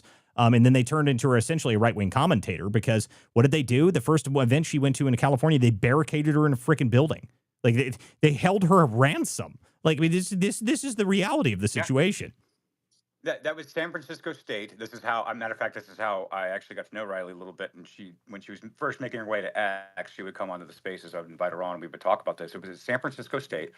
And the students actually held her in like an L hallway, and she had to hide in this like black back classroom, like open office classroom type place with her bodyguards and such. They did assault her. And these were trans activists. And they said, look, just give us some money and we'll let you out of this hallway. Because what they were doing was they were threatening a public relations nightmare because it was the height of woke. It was the height of like Leah Thomas, and Riley Gaines was just coming out and she was giving speeches about, hey, and the nasty stuff that they say about her, right? Well, don't finish fifth then. It's like, well, okay. Yeah. I love that comment, by the way. Oh my goodness, she finished fifth, as if like she's the fifth fastest woman in the country. By the way, but I do love the comment when they talk about Will Thomas. When they talk about this guy, because the funniest part about that is that he was such a mediocre competitor that he didn't beat her; they tied. Like how hysterical is that? Like you couldn't even beat a woman, and you were a man. Like you're so bad that you actually tied her. Like. That's hysterical. And what was I don't remember the exact number, but it was something along the lines of he was ranked like 237 or 462nd, like 462. 462nd in the country. Yeah. My apologies. I was being gracious. Yes. So hold on here. Let's play Jennifer Welsh talking about Riley Gaines here just so we can, I need to just make fun of this woman for a while because she's horrible. One thing I want to say about Riley Gaines, as she sits there and has the moral high ground against AOC, when I look at people, if I were to say who's more Christ-like, I would pick AOC and the atheist Jew Bernie Sanders and the Muslim Zoran Mamdani a million times over you, Riley Gaines, because Riley Gaines, all you do is hate on people.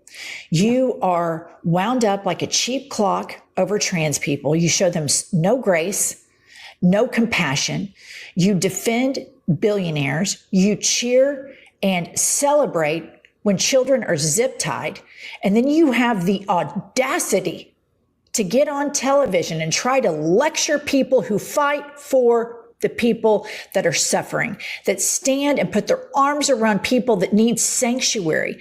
And you try to act like you're better than they are. You're an insufferable twat.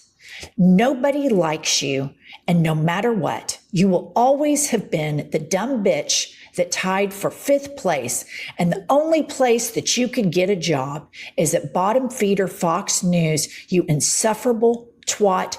Nobody likes you except for the other fake Christians that enjoy in their spare time watching children get zip tied. And then. Wow, I hadn't heard that yet. Good Lord, this woman is the worst. That's what I'm saying. Let her keep talking, please. And here's my other point. Did anybody sense that Keith Olbermann and Joe Scarborough had a female devil spawn, and that is who this is? Because I don't hear anything different. I mean, I didn't even think about that, but that explains a lot. And F you if you don't want men and women's sports. I mean, that's essentially what we just heard. It's just incredible. Like, I mean, it's just what a nasty person. Like this, she is just a disgusting. you know, and I know that she's been trying to use a lot of filler because her cheeks are sinking in because the hatred that pours from her face, it's literally sinking into her teeth. And maybe it's the meth. I'm not sure. But it could be meth. It could be the hatred, but whatever it is. Blood. It could be lizard blood. That's possible. I mean, she does look like, I mean, I loved Josie, redheaded libertarian, was hysterical earlier. She said, she just quoted her earlier. She said, bird looking bitch says that she thinks it's a good idea that people are celebrating Charlie Kirk's death. And I was like, oh my goodness. She does kind of look like a retarded velociraptor. I'm looking at her right now. I mean, it's horrible. It's horrible. It's kind of like it's horrific.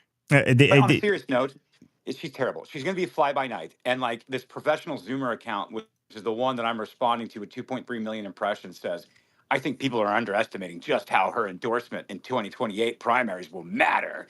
And we got this. Wait, Welch's? Keith Olbermann. Welch's endorsement is going to matter? Oh, you haven't seen this post? No. This is it. I mean, this is what went viral. This is part of her PR campaign to launch herself, calling everybody twats and ungrateful and finishing 5th place. I'm pretty sure the moderates and blue dog Democrats and independents who are mothers and have children are probably like, yeah, I don't think she's a twat for saying sit there and justify a locker room with my daughter, you know? So. Well, no, I haven't seen this post yet, so please send it to me so I can look at it because that sounds ridiculous. Like, someone claiming that this woman's endorsement is going to mean something is crazy to me. Like, that is the craziest thing I've heard all day. Yeah, it's part of the PR astroturfing. This is why we're seeing her everywhere. We know that this is like an astroturf PR thing. It's just the fact that, okay, fine, that might work until she opens her mouth. Oh my God, this is a real post. Walt, they're saying that she's the left's Joe Rogan. That's what they're saying. And Oh God, Joe Rogan a few times. I don't recall him swearing like this. And and for me, when I listened to her, I was like, when did public discourse become just a bunch of swear? And it wasn't that long ago. If some commentator, a male commentator, called somebody a twat, they would be Me Too out of existence. And yet, the hypocrisy that she can just do this because she's a woman, she does it to another woman who has different political beliefs. I don't think that's lost upon a lot of people. I think moderates, independents, they look at this and says, who are these people? I think that's what's going on with the Democratic left, and they're not waking up to that fact. Because I listen to this and I go, when did this pass as political discourse? And how do they expect that they're going to win people over other than their hateful base? This post, and for everyone who's watching, I have it up on the screen here. One, this is something that is very annoying, and I know they're trying to fix stuff with the X algorithm right now. It's been very obnoxious here recently. But look at this account, okay? This account has 2,800 following accounts, 3,000 followers, and a post of this woman's face has 2.3 million views with 37,000 likes and 2,000 comments. So it's not ratioed or anything. This is not real, okay? No one watches this woman talk. This is like trying to pretend that Katie Porker, I'm pretty sure it's Porker. Like trying to pretend that Porker is a popular person, okay? Like the body language on this person is not a nice person. No one likes what she's, I mean, just because you may like her ideas, if you're some radical left winger, no one likes this person, okay? Like she's being disgusting. Okay, there's nothing about this person that's attractive, that's good, that's nice, that anyone thinks is agreeable with what she said. It is a very, very small sliver of people, and they're astroturfing this stuff all over the place. This is crazy to me that this random account has a 2.3 million viewed post because of yes, sure. This endorsement is going to matter in the 2028 primaries. Are you kidding me? Like, please, I mean, the Operation Let Them Speak is correct, Trash. Just let this woman speak all the time. I mean, put her right up there. In fact, let's get a Porker Welch ticket. That's great. I think we can get a ticket for them. Maybe they can run in the 2028 primary. That'd be beautiful. I'd love to see that. We can get a Welsh Porker and Welsh ticket, and that would be fantastic. I'd love to see it. No one would like these people are crazy. Okay. And I don't care. There's nobody on the left and I don't care how dishonest you want to be. No one believes that these people are nice people or good people or that anyone actually likes them. Okay. Like this woman, I need to find the clip of her talking about Obama the other day where she said that white people's brains broke. Like this woman is intentionally being the most radical, extreme woman that there is possible to be. And this is just, this is going to become the next mainstream in the Democrat Party. They're running with this. They're going to say this is great. And I say let them. Go right ahead. Yeah, please keep just doing more of this. Her eyebrows scare me. Yes, they're quite terrifying. I call her the angry, privileged progressive. Is my. But she just left Oklahoma. She raised her kids. They're not teenagers, and she moved to, New York, and that's where her partner. She's got a partner that does a podcast. She's going to move to New York pretty soon as well. So she's going to where her fans are, instead, because she obviously can't convince people in Oklahoma to listen to her show. But she's in Oklahoma. She raised her family in a red state, and now she's going to go and finish her career in New York City. Yeah, well, just because her children hate her and don't like speaking to her does not mean that she should run for office. But, it is just incredible to me that this person is now being promoted as some sort of major figure, and that is a future of the party, I guess. I mean, this is wild. Who knows what they're thinking on the left. But, if she wants to be these people, if they want to be these people, let them be them. They're not going to win with it. They're convinced, by the way, and this is the funniest thing about them. They're running headlong into this because that's why the clip I played earlier of this woman was important, because she mentions what happened was with Mom Dami. She's saying, well, look, Mom Dami is super popular in New York City. Sure, where 40% of the population is foreign. Sure. Try and run this person on a national ticket. That'll be a laughing stock. I mean, do they really think that New York City is like the center of the world and that everybody, that the trends are set by New York City still? Is that what people think? Does the left still believe that? Does anyone believe that still? No one. I can't think of a single thing that's come out of New York in the past 15 years that I've been like, oh yeah, that's a national trend now. No, it's not. No, it's not. I mean, it's not the pinnacle of everything anymore. It just isn't. No one pays attention to it. I mean, in the idea that Mom Dami and his insanity is going to be the future of the Democrat Party, they are just buying into their own insanity, and it is beyond me why they can't see it. And there has to be some normal Democrats that are just like, what are we doing? But they don't seem to have the ability to stand up to these people at all. So I don't know what's going on there. It's beyond me. Guys, before we move on here real quick, I want to make sure everyone shares this space. This is Political Theater, weeknights at 9. Make sure you guys follow everyone up here on my stage. This is Walter Kurt and Trash Discourse, and our other co-host this evening is Jack Tron. And thank you for helping out, Jack Tron. I really appreciate it. And Chief here, also Chief Patrick Jordan. He's from L.A. He's a longtime sheriff out there in Los Angeles. Make sure you guys give him a follow. He's got a show as well that is called Briefing with the Chief. It's once a week. I highly recommend everyone check that out. He's a great show. Make sure you guys follow his content and make sure you check his show out as well. But we're going to keep rolling here. By the way, wait a minute here. I need to make sure that I actually promote things properly. So the WC Dispatch, so to WCDispatch.com, there's a lot of people listening on Substack, so thank you guys for tuning in on there. I appreciate you guys. If you're listening on Apple or Spotify, make sure you guys give us a review there. And if you want to support this show, the best way to do so is to become a paid subscriber to myself or Trash. You can subscribe right here on X. If you're listening in the X Spaces, you can go to our profiles. We have a little purple button up there in the top right. You can subscribe to us there. Or you can subscribe on WCDispatch.com, or you can check out our sponsors at The Wellness Company. That is twc.health/TPT. Use code TPT for 10% off your entire order at checkout. Okay, let's move on here for a minute, though, because Skeletor, I could rant about this one, riff on this one all night because I hate her, and she deserves to be mocked endlessly for her disgustingness. But we can keep moving on here. So, Chief, you have your hand up. What did you want to say? Or Trash, go ahead. Maybe he just had his hand up for something else. Okay. So while Chief makes his way back, I sent you the story that I put out today because I read it in Politico about Karine Jean-Pierre, and it's kind of carrying on from our story last night. And the Democrats are knives out for KJP. And this article, look, we all know how this works, right? They don't write about Democrats. They don't do shots fired unless, there's blood in the water and some other Democrat gets behind it because for whatever reason there's a Democrat behind it. However, it's bloody hilarious. Like, the entire article is just savagely roasting KJP. I only took 3 screenshots, technically 4 with the title, and put it into the post. And then I put a link to the story and the follow-up on the comments. But, I mean, even just reading these screenshots is just like, oh, my God. Oh, yeah. This is amazing. This is amazing. Yeah. It's so funny because we had a whole, we went ranting about Karine Jean-Pierre yesterday for about 30 or 40 minutes just because she's so easy to make fun of. But the funniest part about this is, though, she doesn't realize yet. She'll figure it out eventually, but she does not realize that her status as a black queer immigrant female means absolutely nothing to the Democrats, because she's now technically part of she's technically not part of the Democrat power structure anymore. So she is irrelevant now, and they don't like her because she's damaging them by talking about Joe Biden being great, which they've all universally decided that Joe Biden is terrible. And their big narrative arc that they've been running with is that Joe Biden is the reason that they lost. They would have won without Joe Biden. So they don't like the fact that Karen Jean Pierre is out here, but she can't figure it out because she's a black queer immigrant woman. So why don't they all love her? But no, she has yet to figure out that they're just going to throw her out to the wolves almost immediately. But it is very funny to watch, and this clip, some of this stuff is so amazing.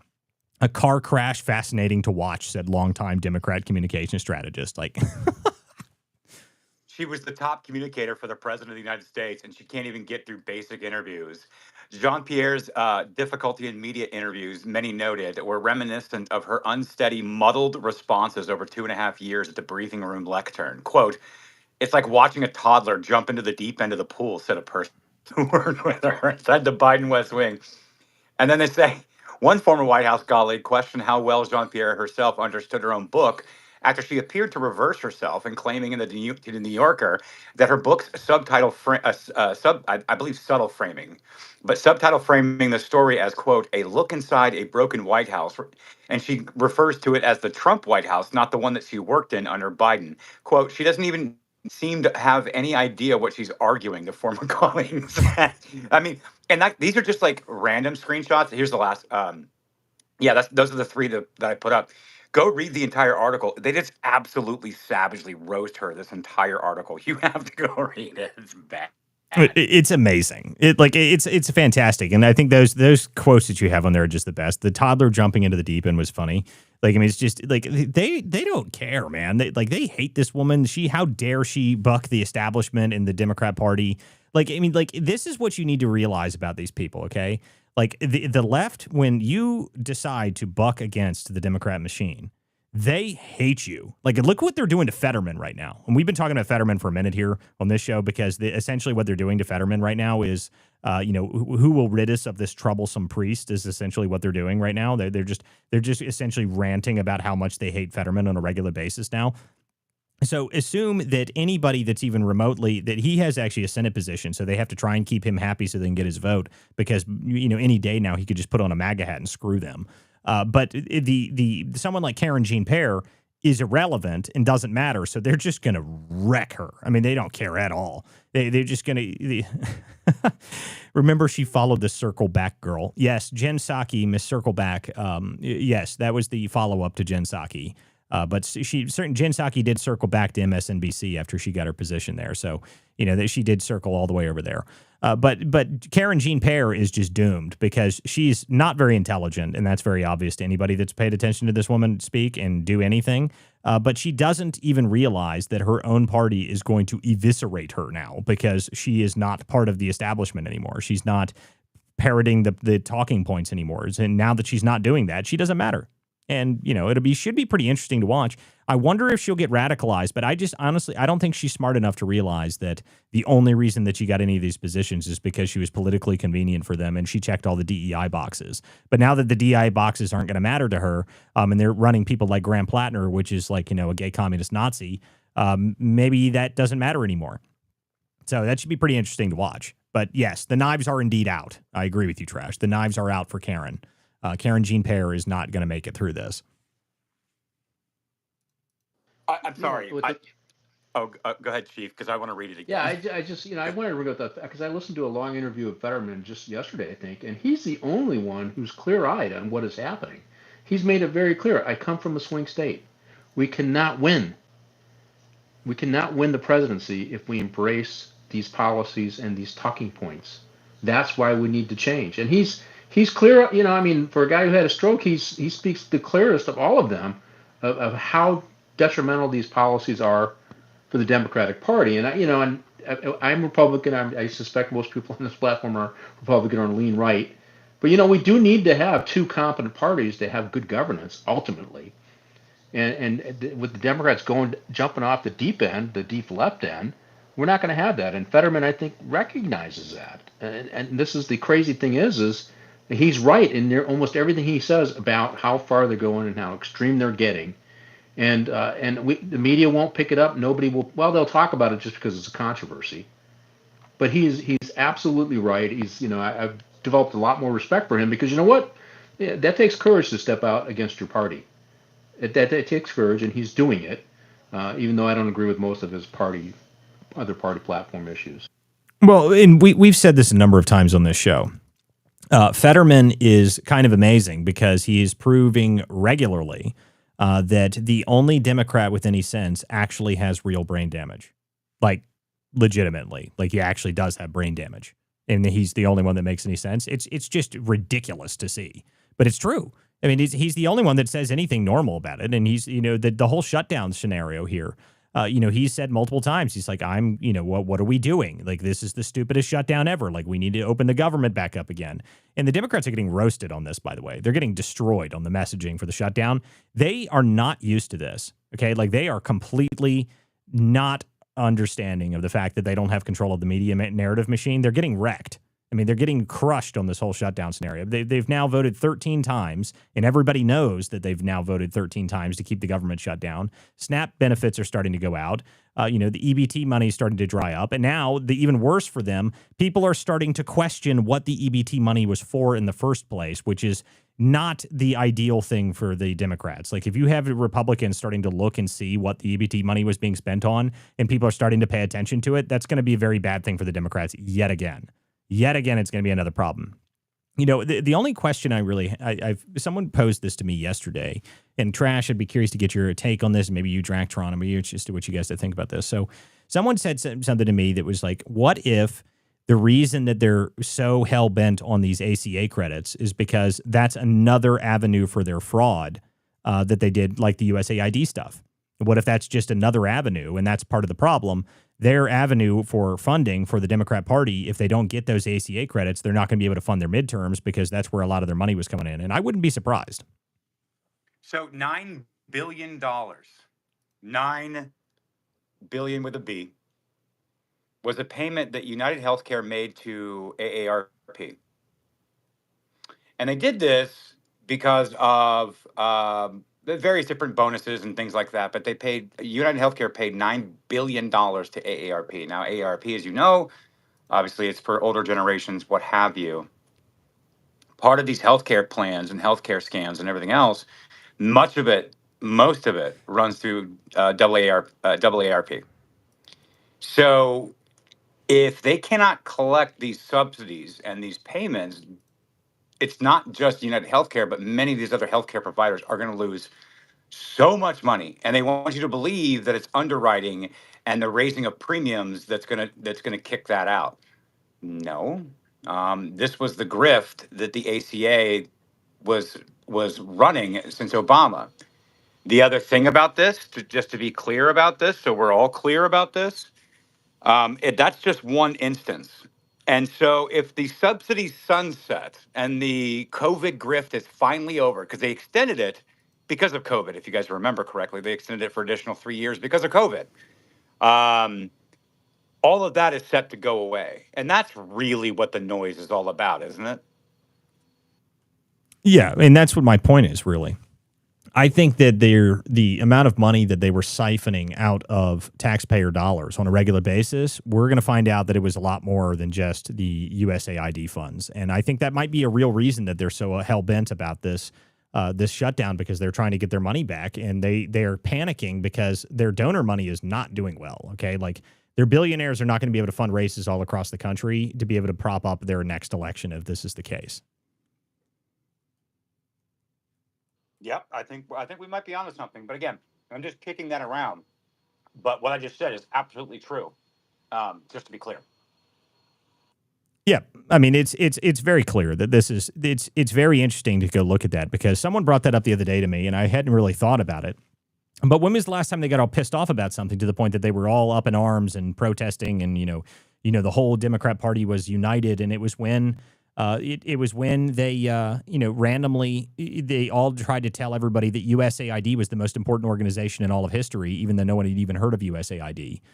So that was pretty interesting. It's pretty obvious that there's something else going on here. But the problem is that I don't think they're going to get it because Republicans are going to be united on this front, and they're not going to manage to convince people to open this back up because the messaging is working for the Republicans, and Trump's approval ratings are not going down. They're going up. So they can scream and yell all they want, but it's not going to work. Well, I mean, I think maybe another option, possibility could be that without these benefits, people might start looking for alternative sources for these benefits, and they might realize they may not need to be on the government's payroll to get these things. Maybe. The problem is that there's, and this is, okay, so when we get to actually discussing the problems with EBT, and I actually did want to discuss this tonight because there's a bunch of important stuff to discuss on this. So my general position on entitlement programs, sorry guys, on entitlement programs is that I don't like entitlements because entitlements create an entitled populace. They incentivize a attitude that they are just deserving of, whatever it is that they get. They deserve it. And, Matt Walsh went on a huge rant talking about this stuff when he was talking about EBT today. And he's had 2 episodes in a row where he's kind of gone deep into this. But, he's talking about how you can get like meat and cheese trays and shit with EBT. It's like, and they're $110 for a meat and cheese tray. Like, it's crazy. Okay. Like the problems with EBT and the problems with all entitlement programs is that it makes people less incentivized to actually go out and do things because they don't care. They don't care. They can get their money from someone else is going to pay for it. And they can go spend it on whatever they want. They can go buy lobster with their EBT cards rather than actually need it for real food. Yeah, caviar, lobster, steak, all of that shit instead of, necessities. And that's a huge problem. And, and the one thing I will say is that the idea that we can just cut EBT completely overnight is probably not accurate, okay? And I know there's a number of problems with it, and there are a number of people that, are abusing the system and that they probably shouldn't be on it in the first place. Yes, that's all true.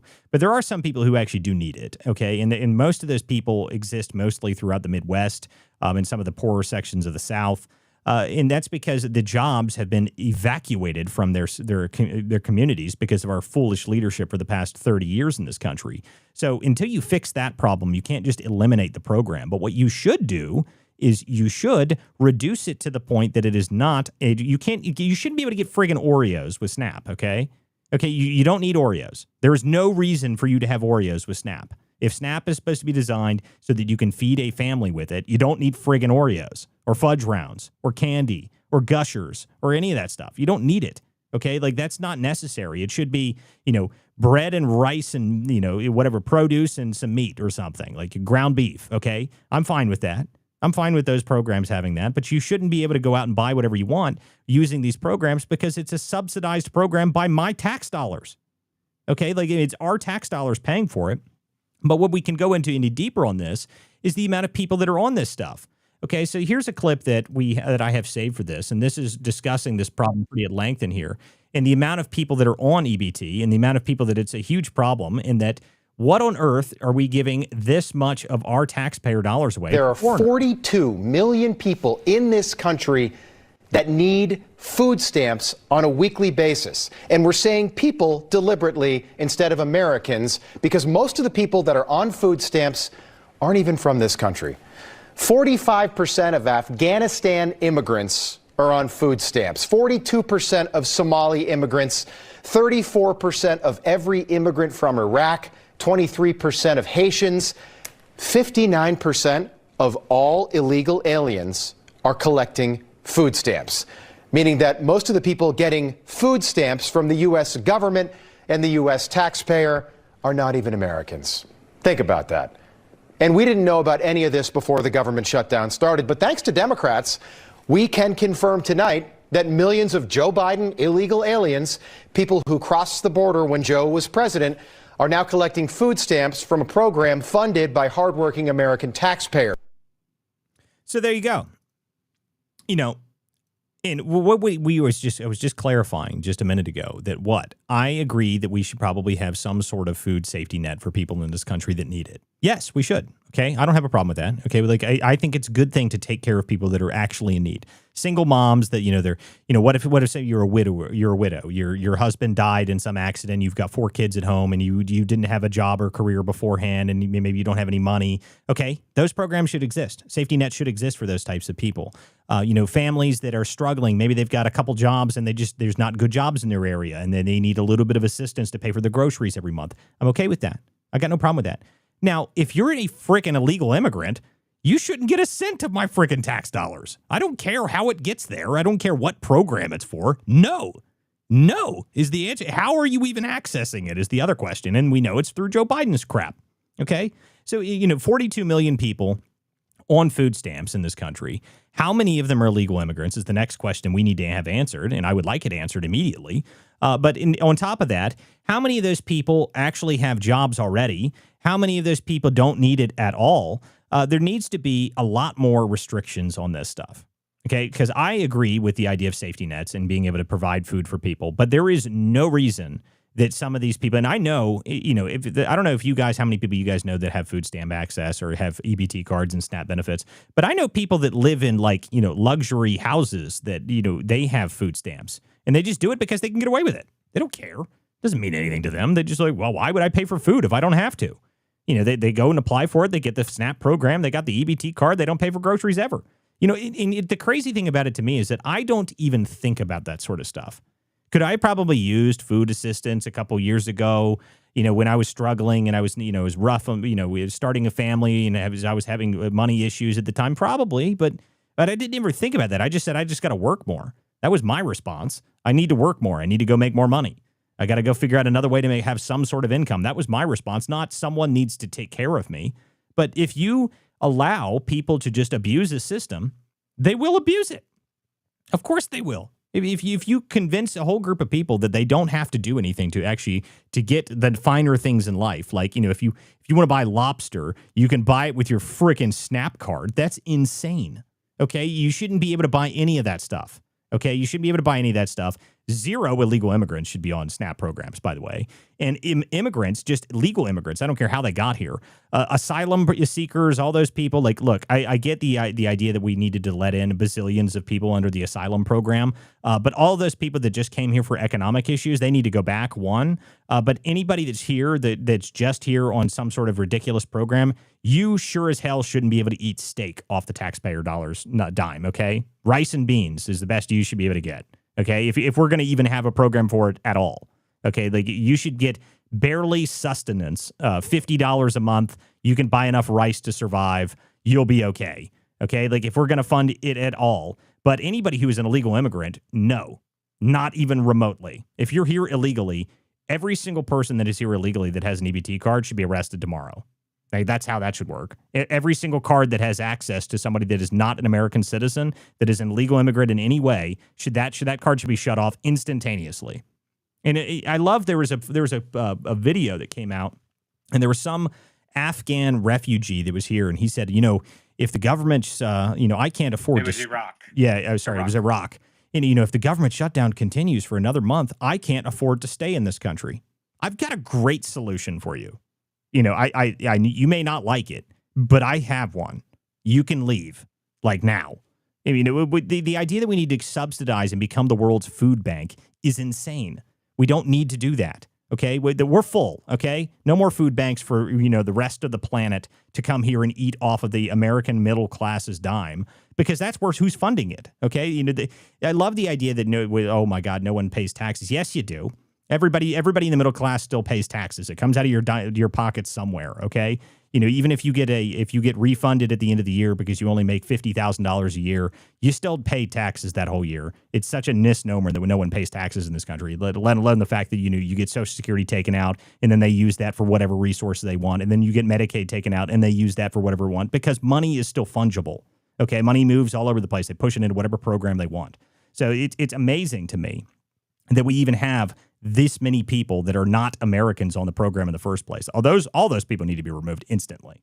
That should be tomorrow. Yeah, absolutely. I don't think there's any question that they should be removed, and remove them as we shall. I don't really give a shit. Save your swan song, say your small violin that you to go back to your country because you can't afford to live here because you don't have food stamps that I paid for. I don't care. Actually, what aggravates me even more than the illegal immigrants, believe it or not, are these people going out here on social media, legacy media. I don't even include TikTok into social media because it's social swill. It's absolute garbage. And like, wow, there's some good people over there, and they do some great breakdowns. And I'm like, great, come over here where we're actually out at the intersection of talking everything. I'm not interested in going through the slop to get to your great point. With that being said, you can go over there, and I am reliably informed that if you do not allow food stamps and if you do not make a deal, that they are going to rob and loot a store, that they are going to break into your home and take from your pantries, your deep freezers, your refrigerators at gunpoint, and I'm going to take all your food. And what are you going to do about it? So you're saying, wait, let me get this straight. So you're saying that I'm going to use my taxpayer dollars that I'm paying for and working, and you're not. And you're pissed that I'm like, maybe you don't get it this month. I'm sorry. I'm not interested. How are you doing anything? Are you working? Are you doing community service? What have you done to better yourself? Are you doing? No. Matter of fact, if I don't get it, I'm gonna hold you hostage. I'm gonna loot, and I'm gonna join loot groups, and we're gonna destroy grocery stores, and we're gonna take stuff, and then we're gonna go to your grandmama's house and take her food as well at gunpoint. Okay. So you're saying is, if I don't pay my taxes, and you get your security and your cash payments and your Section 8 and your food stamps, if you don't get those right away, you're going to riot, burn down cities, destroy department stores, go take Nikes, go hold my family and myself hostage. Good luck, by the way, if you try to come here. It ain't going to end well for you. And I live in Arizona. Trust me, bro. There's not a lawsuit. There's not a court date that you're going to get. I might let you limp away, but I don't have to. And so to be clear, if you come to my house and you're going to think you're going to take things from me, as you already are under the guise of a gun pointed at my head by the United States government via IRS and my taxes, excuse me if I don't give a shit that you can get your Apple Jacks and your high processed foods so you can continue to destroy our healthcare system that you're not paying for, that I'm paying for, and then you want to hold me hostage because you can't get the food that you want by spending $3,000 and having 17 carts in a caravan inside Walmart. And excuse me, Walmart, if I don't care how much money you lose because SNAP lapses because of the money and the business model that you've made to cut out local and mid-level and regional chains so you could destroy them, and by putting forward SNAP and food benefit EBT type benefits, not only in your grocery stores, but also all of your local fast food places. Amazon got in on the hustle. You can get caviar. Did you know that? You can get caviar with EBT. And so you want to hold a gun to my head because you can't get caviar. Meanwhile, what? I have to forego a few things every week. I maintain my weight. I work out. I pay my taxes. I have to pay the extra bills. I go to work. I do all these things. You do nada. You complain about the 15 hours of community service that they're going to make you do to maintain a certain percentage of it. And then on top of that, you want to hold a gun to my head saying, if you don't force your people to vote the way we want them to vote, even though we're just trying to pass general funding for you, including your fat ass, your diabetic ass, and you want us to pass that and you want to hold the gun to my head, excuse me if I can't find a smaller vinyl in to play. So do not threaten me. I'm already being threatened as a daily basis as a law-abiding, tax-paying citizen. Don't push it. They don't care. And the deal is that, and again, this goes back to what my point was before, which is the idea of the entitled populace, right? When you have entitlement programs, they don't care if who pays for it. It doesn't mean anything to them. Entitled people, they believe it's theirs. It's theirs, goddammit. They're not gonna be upset about it at all. It's ours. It's mine. I get to do whatever I want with it. I'm entitled to it. I mean, that's the attitude it creates. It breeds that problem. Okay, instead of having to go out into your community and being someone that people respect, so that if you had a problem and you really needed the help, your community would help you. Okay, instead of doing that, you just, fill out some form, someone sends you a card in the mail, and then you can go buy lobster at your frickin' local store every time you want. Once a month, you get to go splurge. And anybody that knows anything about the program, by the way, most of the people that do this, everybody knows in local areas, you can go to restaurants even with EBT. And there's always, if you know people that work in the service industry, they always say, first of the month, here comes all the people in the EBT cards, and they come in and they spend astronomical amounts of money on whatever they want for some ridiculous meal. And they can buy alcohol with it, or they can buy whatever they want with it. They can sit there and run up a huge bill. and they put it all in the EBT card. Yeah, woo! Like, I mean, it's absurd. It's such an absurd program that we even allow that stuff to happen. And I'm glad that the shutdown has made people actually talk about it, because I agree that there should be some safeguards in place for people that need it, that actually need it. But that doesn't mean you should have access to the finer things in life and that you should be able to buy whatever you want. You know, that's not what the program should be designed for. And I do love that Amazon somehow got in on this. Like, I mean, I didn't even know that you could use EBT via Amazon. That should just be ended tomorrow. Okay, like even if you're on EBT, you shouldn't be able to buy via Amazon. You have to go pick it up at the store. Like, I mean, that's mandatory. At least if we're going to even have the program in the first place, you should be forced to support your local economy, not Amazon. Okay, like if we're going to do this at all, that should be mandatory 100%, and you should do that tomorrow. Amazon should be banned from EBT access instantaneously. I don't see any reason for it to be there. No, not at all. Never. And that's the thing. Like, we're not a serious people right now. And, if you guys want to have a serious conversation, if you want to come to me and say, you know what, would you help negotiate with me with the Democrats as long as I could get rice, beans, and cheese, and bread, and milk, and formula, and like, absolutely, I got you. Matter of fact, I will advocate for a bigger number of that throughout the month.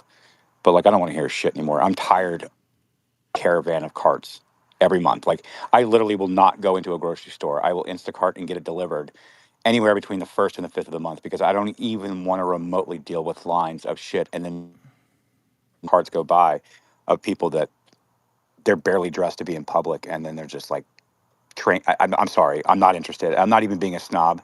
It's literally a fuck you to my face. I don't like it. Yep. And you know that we're paying for it. That's the obnoxious part about it. That's okay. the most important. That's what I'm saying. Yep. And we know that we're paying for it. So guys, okay, we've only got about 30 minutes or so left in the show. If you guys would like to come up here and join us on stage, this is the open section of the show. You guys can join the show. If you guys are listening on other platforms, to join the show and actually join and come in and talk and ask questions or whatever you guys may want to say, you're welcome to commentate, whatever you want to say, come up on the last 30 minutes or so of this show. Just come into the X space. You have to go to x.com and you have to go to @WC Dispatch or @TrashDiscourse or @JackTron, and you can join the show and request to come up, and we'll bring you up and you can come up and be part of the conversation if you got anything to say. This is normally how we do for the final section of this show. Thank you guys if you're listening on all these different platforms. Make sure you guys share this link out. And if you guys share the link out, that helps grow the show. If you guys have comments, we do read all of the comments. We read everything on all the different platforms on Substack. I check the Substack chat pretty often, and I check all of the other chats trying to make sure I read everybody. It's kind of difficult because of all the different chats, but it happens anyway. But I think we can move just for the final bit here. We can talk about what's going on over there in China or South Korea, wherever this is happening at currently. Yeah, South Korea. Because apparently President Xi is meeting with Trump right now. And some reporter just decided to be insanely disrespectful and try to sabotage the bilateral meeting by screaming about nuclear plans as the opening of the meeting. Like, what an unbelievably disrespectful reporter this must have been. But I'm curious about this clip. I haven't watched it yet. I would like to play this here because I want to hear what this loser has to say.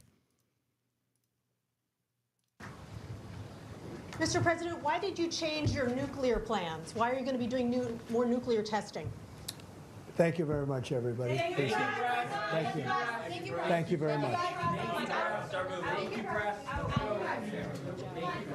That's nice. No one else is yelling anything. And this loser reporter, why did you change your nuclear plans? What are you doing? Like, I mean, I don't understand. What are you doing? Like, I mean, are you intentionally trying to like make some point? Like why did you do that? I don't know. And these reporters, some of these people just should be fired instantly. I mean, maybe the only thing I can think is maybe that was actually intentional by Trump.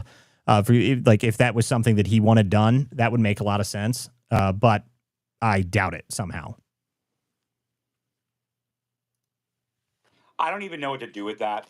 I'm so used to Mr. President, followed by some like ridiculously over-the-top partisan hit job type fake question as if she's like some intrepid reporter.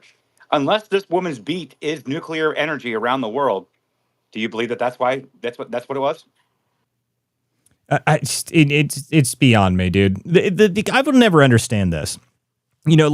Imagine you have access to the president of the United States as a reporter.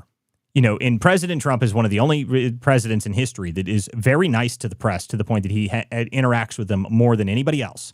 No one can argue that, okay? You can't argue that President Trump is much more interactive with the press than any other president prior to him. No one argues with that. It's just true.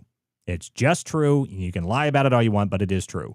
But just imagine having that access. And what do? Instead of actually being, respectful, you intentionally try to embarrass him in multiple different instances. Like, screw you, you useless shit. I mean, it's just amazing to me how disrespectful people are. It blows me away every time. Okay, so right before their meeting, apparently Trump.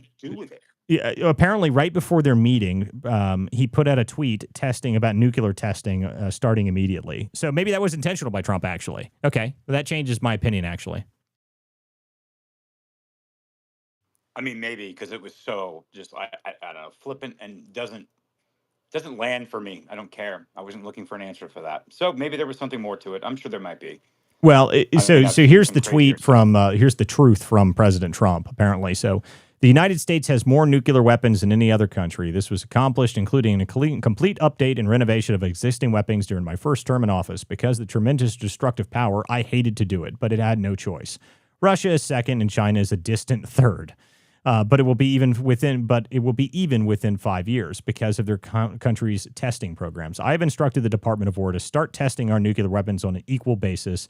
That process will begin immediately. Thank you for your attention to this matter, President Donald J. Trump. So that's probably, I don't know, maybe that's a setup intentionally so that he could get that comment in there. I don't know. It still seems like, that President Z would have seen that anyway. So I don't think it was necessary. Like, I guarantee you his advisors told him that was a statement before Trump went into the meeting anyway. So I think that reporter was still just being disrespectful generally. I mean, whatever. Loser. Yeah, basically. Hey, I sent you a clip I wanted to play before we closed out that last segment because I wanted to remind people of how evergreen this was. It was one of my favorites. And this was Dan Bongino, his whiteboard. Oh, yeah, I remember this. This is solid. Let me go ahead and play this, actually. This was my liberal guide to loan repayment, but it also is a liberal guide to economics. I call it Bonginomics, okay? Here. It's called Don't Be a Fucking Bum. Go to work, you loser. This Oh, my God, I forgot about that, dude. God, that was so good. I forgot about that. Man, I miss Dan Bongino being on the air, dude.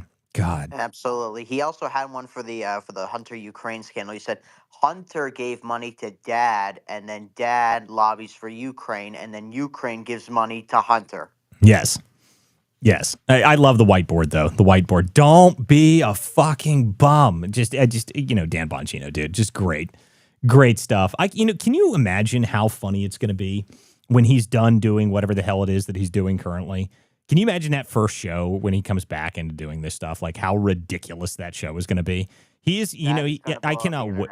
He's gonna melt the internet, dude. Like it's gonna be hysterical because his first bit is just gonna be ranting about how much the government sucks. Like it's gonna be a full hour rant about how much the government is terrible. And I can't wait for that. Like it's just gonna be insanely entertaining to listen to that. I'm here for it.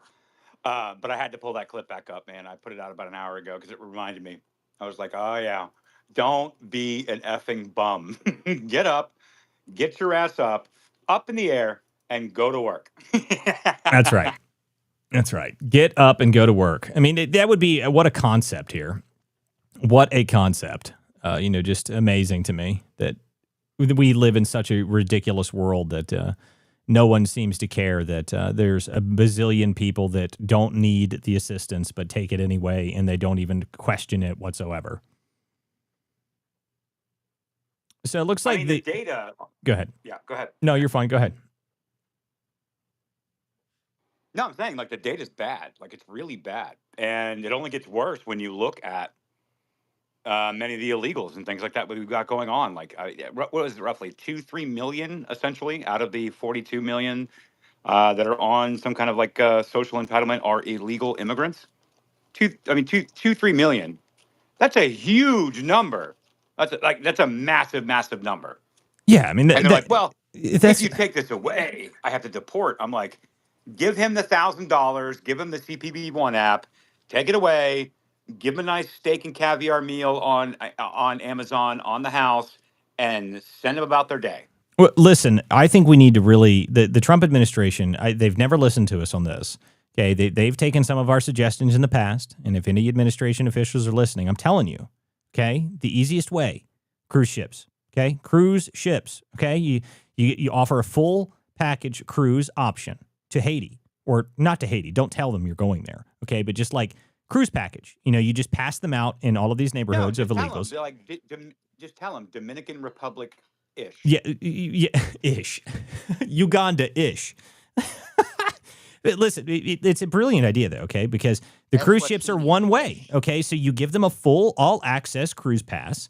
They get to drink the whole time. And then when they go on their first excursion, which the whole boat must be evacuated for that excursion because that's just how it works, then the cruise just sails away, okay? Then, whatever. Figure it out. It's not our problem. And I think it'll be brilliant, okay? Like, I'm telling you, you could do this by the thousands, okay? There are a whole bunch of Carnival cruise ships that are just currently all they are is just complete drunken, horrible, experiences anyway. Like the days of Carnival being the days of luxury where they were, the highfalutin people that used to sail back and forth between London and Manhattan. That hasn't happened for a long time, okay? Like, that doesn't happen no more. You can see what these cruise ships are. I'm sure everybody in here has probably seen 100 videos of what the cruise ships look like now. So those ships, they're already having horrible experiences anyway on them. So you might as well use them for a good purpose. And I think if you just pass out, all access cruise to somewhere on a regular basis, and then you just drop them off and leave them. I mean, that's not, who cares? They'll let them figure it out. They'll be fine. I mean, I think we could do this on a massive scale. I mean, I don't know how many luxury cruise liners we have out there that are designed to haul thousands of people, but, you could stick 6 or 7 of them in a room and you could probably get a whole lot more out there. I mean, we used to take troops back from the Queen Mary took troops back from London. I think we could stuff at least 10,000 per cruise. You could, hell, you could do one of those with like 3 or 4 of those a day for a week. I mean, that would up our deportation number significantly. You got, I have an idea. You've got orientation night, right? And like, by the way, we're going to serve filet mignon and crab legs and lobster and everything else on orientation night. And you go up and you go to the main area where you got orientation and you get a nice steak and a nice lobster or whatever. And they're like, we would like to bring out the MC for the evening. And all of a sudden, Tom Homan comes out. That's it. And this is your captain speaking. It's Tom. Can you imagine that ship, man? They'd have to wait till they're far out to sea before then. They make sure they put them on all the screens in every room. This is your captain speaking. Captain Tom here. Captain Tom here, everybody. I hope you're enjoying your cruise. This is going to be a very one-sided cruise and one-way ticket. I hope you were aware of that, but it was on the fine print. But since none of you speak English, it didn't matter. But I think it's a perfect idea. That's brilliant. I think we could easily get away with this. And I'm telling you, the Trump administration is missing out. They're giving out plane tickets. I know you can get a full package cruise ship ticket for like $600. Okay, we could save the taxpayers $400 per illegal immigrant, and you could give them a nice cruise on their way home. Okay, and plus, the reality is it would probably be half the cost because most cruises they have to account for coming back. But we only have to go one way. So, like, if it's a one-way cruise, it should be like $300 per illegal immigrant that you put on these cruises. I'm telling you guys, there's a bargain here. I know we could do it. I think it would be very effective. And they'd have fun on their way home. Like, and, right now, they get to sit in economy class, flights. Those suck, okay? Like, those are horrible. Those are uncomfortable. Put them on a cruise. It'll be great. Well, I'm saying, all right. So take in the $1,000 per, voluntary surrender that they're offering right now. And this was involuntary, but we'll make it voluntary for them. And it's $300 per passenger, roughly one way. They get the first night, they're going dancing, they're doing karaoke, they're peeing in the pool, all the things that people enjoy when they don't care about anything around themselves. They will do. The second night, they go to orientation night and they have this lovely meal. CBP and Tom Homan and everybody steps out, Coast Guard steps out, and they're like, hey, listen, you didn't voluntarily go on this cruise to be deported. We'll still give you the $1,000 plus the rest of this cruise. And when we drop you off, You have $1,000, good luck, and don't anticipate coming back into this country. Or we can arrest you right now, and then you'll never have a chance coming back in this country, and you won't get $1,000. And we're going to take away food away from you, and then now we're going to arrest you. Which would you prefer? Look, I'll pay for that because most of these people are receiving upwards of $600, $700, $800, $1,000, $2,000, $3,000 a month in food stamp benefits that they don't have to do anything for. And we're going to cut that number in half and make sure their lasting memory from the United States is a good one, and to remind them that they should have come in the legal way and they would have always been able to experience it at any time. Hell, you could have even sold your food stamps to pay for that cruise. I'm sure that's not happening right now, is there? Well, that's a whole other aspect of the. For those who don't know about food stamps, for food stamps, there is a black market for food stamps, by the way. So people trade them for all sorts of different things. Like, I mean, people sell their food stamps. It's literally cash to people. So, like, you have to remember that it is used and traded for illicit substances and all sorts of drugs. Like, I would probably argue that in the Midwestern area, that probably 15% of the illegal drug trade is funded by food stamps. I don't know if you guys know that, but that's probably true. From what I can tell, it is. Yeah, I mean, it's pretty obvious. I mean, I know it's true just because I know the people that did it. Okay, like I met them, and they don't hide it at all. You'll trade your food stamps. Like, okay, then that's a hell of a thing that happens apparently. But yeah, we fund all sorts of stuff with our tax dollars, and none of it's great. One more thing on the cruise ship. Imagine it'll be Tom Holman as the captain, whatever that movie was with the pirates. He'd be like, "Look at me, I'm the captain now." That's right. Look, you just replaced the guy. So you got the normal captain, and he was some, whatever the captain's name is. But then you just replace him with Tom, and he says, "And I'm the captain now, and this is a one-way cruise." And just see how quickly obviously, since you're already out to sea, they can't escape. See, that's the great part about it. Like, they can't get away once you're already out to sea. So, unless they intend to jump into the water and try to swim, miles offshore. They'll probably all end up in Cuba if we did it that way. But, I still think this is a good idea. Okay. I'm telling you, it's much cheaper. And the fact that they're going to be out at sea and they would risk their lives should they jump over, and we've kind of entrapped them a little bit, which is why I said I'll allow it. Give them $1,000 check. Let them check in with CBP1 app. Let this happen. Stop kicking. Enjoy the next 2 or 3 days before we drop you off. And you're going to have to figure it out on your own, because the American people are tired of paying for everything, everywhere, all the time, and we get screwed every time we turn around. So excuse me if I don't care. I still have a heart. I'll still let you get $1,000 plus $300 cruise and enjoy yourself. But by the way, you are not welcome here anymore. Or you can jump off ship and maybe we catch you again. I don't know. I just don't care anymore. And I'm done playing baby games and kid gloves. I'm just done doing it. It's not hurting us anymore politically. So why should I care? So stop making me play Democrats on your fake liberal outrage platforms and your baseball diamonds. I'm not interested in playing those games anymore, and I'm not interested in negotiating from those positions. And that's why you're crying and reeing and screaming and yelling at the top of your lungs and cooking uncooked hamburgers with cheese on top of them, Chuck Schumer. I just don't care. None of us care, and I don't think the American public care anymore either, man. I don't think so either. I mean, I'm reading the comments here on Substack and on the live here, and it seems to me that people agree with the cruise idea. They think it's a much more effective strategy than using airline tickets. So, I'm telling you, we've been promoting this for months. I think it's a great strategy. Okay, I don't know who I need to talk to. But I'm telling you, we could even increase the Carnival Cruise Line's revenue stream, and maybe they would actually be able to afford being nice cruises again after they're done deporting 50 to 60,000 immigrants a month for us. I think that sounds great. Well, if I may recall, during COVID, I believe the airlines and the cruise lines all came to their state governors and to the federal government and said, well, if you're not going to allow travel and this is going to hurt us and we're going to die, we need to be subsidized. Okay, like, great. Here's some more COVID funding and you can just spend the money at will. I believe the bill has come due. And so I also think it's a great way to revive it, because they're going to be going into hard times here shortly. When people aren't selling their food stamps to go on these group cruises, and that's happening, by the way. I mean, I can substantiate that with plenty of information. You guys all know it's happening. They're going to be wanting to figure out ways to make money. So why not subsidize it through DHS, cut them in? You got to do this for us. And then we will actually be able to have a better functioning economy. And we even will cut you in on the deal. It's a win-win for the American public. At least we get something out of the money that we're spending that's already been earmarked, that's already been created in the one big beautiful bill, which is why you're getting $1,000 to sell up the port to begin with. I don't know. It's a win-win for me. Yeah, And I don't. frankly, want video I see cameras. only I mean, upside.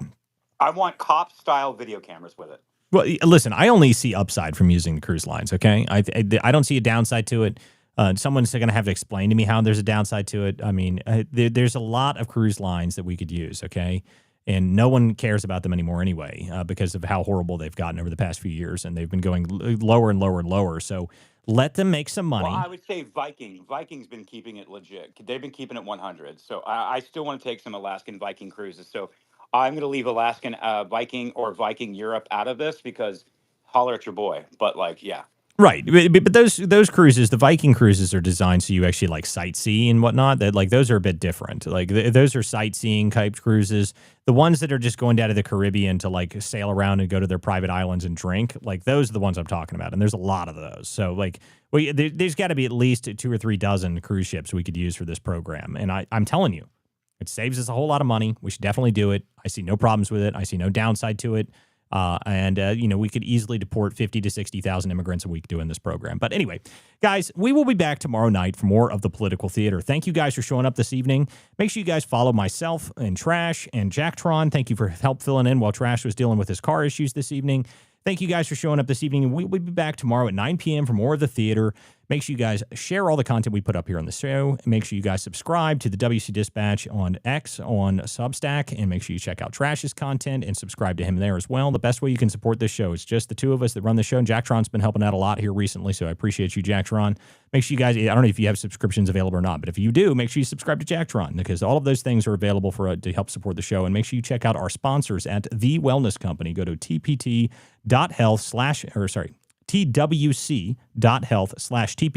That's our referral link, and use code TPT at checkout to get 10% off your entire order plus free shipping. Guys, we will see you guys tomorrow. Thanks for showing up.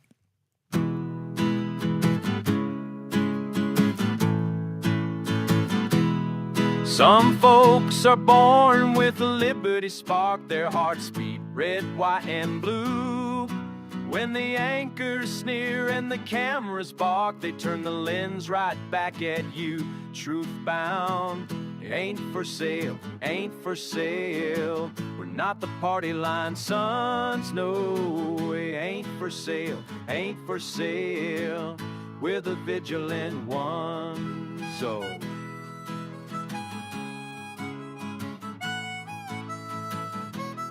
Some folks inherit silk-lined halls, spend our sweat while preaching share. But when the tax man wraps his knuckles raw, their mansions suddenly look bare, impaired. Ain't for sale, ain't for sale. We're not their banker-raised hairs, no. Ain't for sale, ain't for sale. We're the vigilant ones, so.